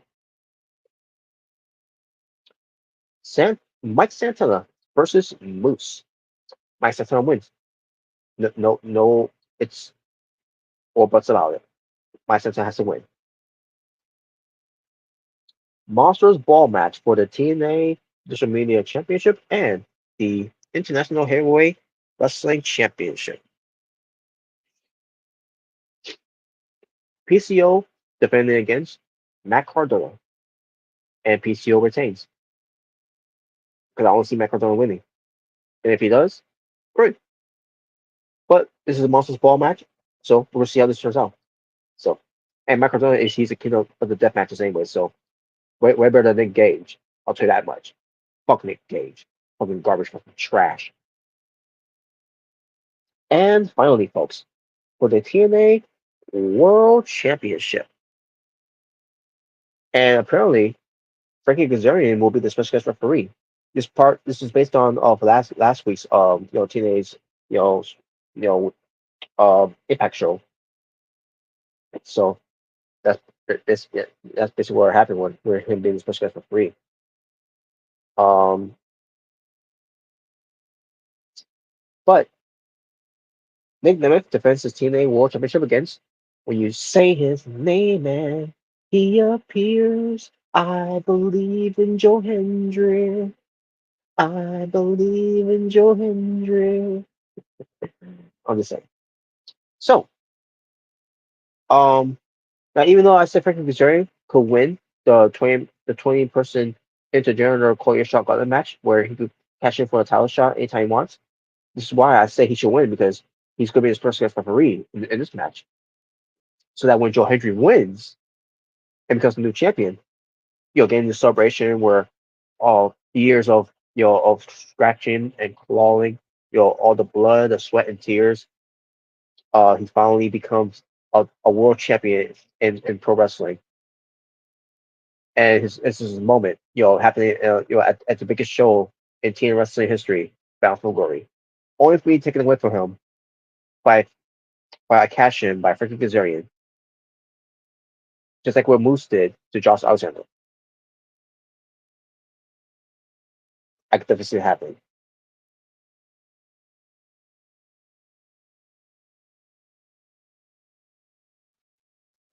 But we shall see. That is going to kiss him. Well, there you go, folks. That's my prediction. Know that. When it comes to it. Now, even though I just gave a solo prediction when it comes to this, um, I'll still do a prediction of it either way. In case if I do change my opinion of it, guys, let's do one more show to go. When it comes to TNA Impact before we get to Bound for Glory is this week.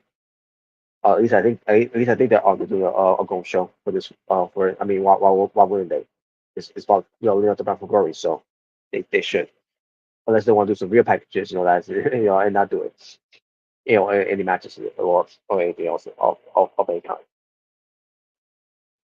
But either way, folks, um, I still will do a prediction video for it, and there you go. Now, Bound for Glory is going to be on the Saturday. Let me see if it's on a Saturday. I think it says on the Saturday. It's going on Saturday. Yeah, it's on a Saturday. Okay, okay, never mind. I thought it said Saturday there. My fault.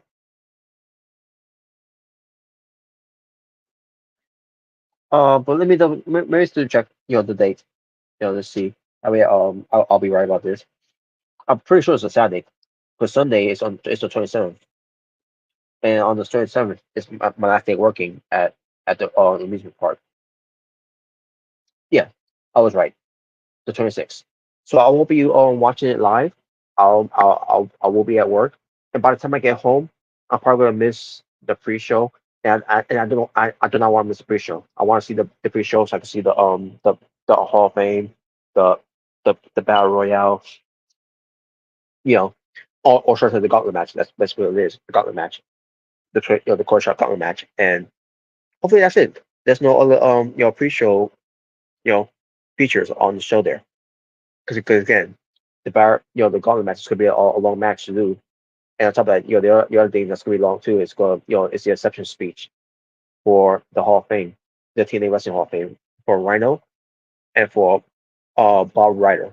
When it comes to Bob Ryder's family, that's gonna be presented with the with the Hall of Fame watch and the plaque.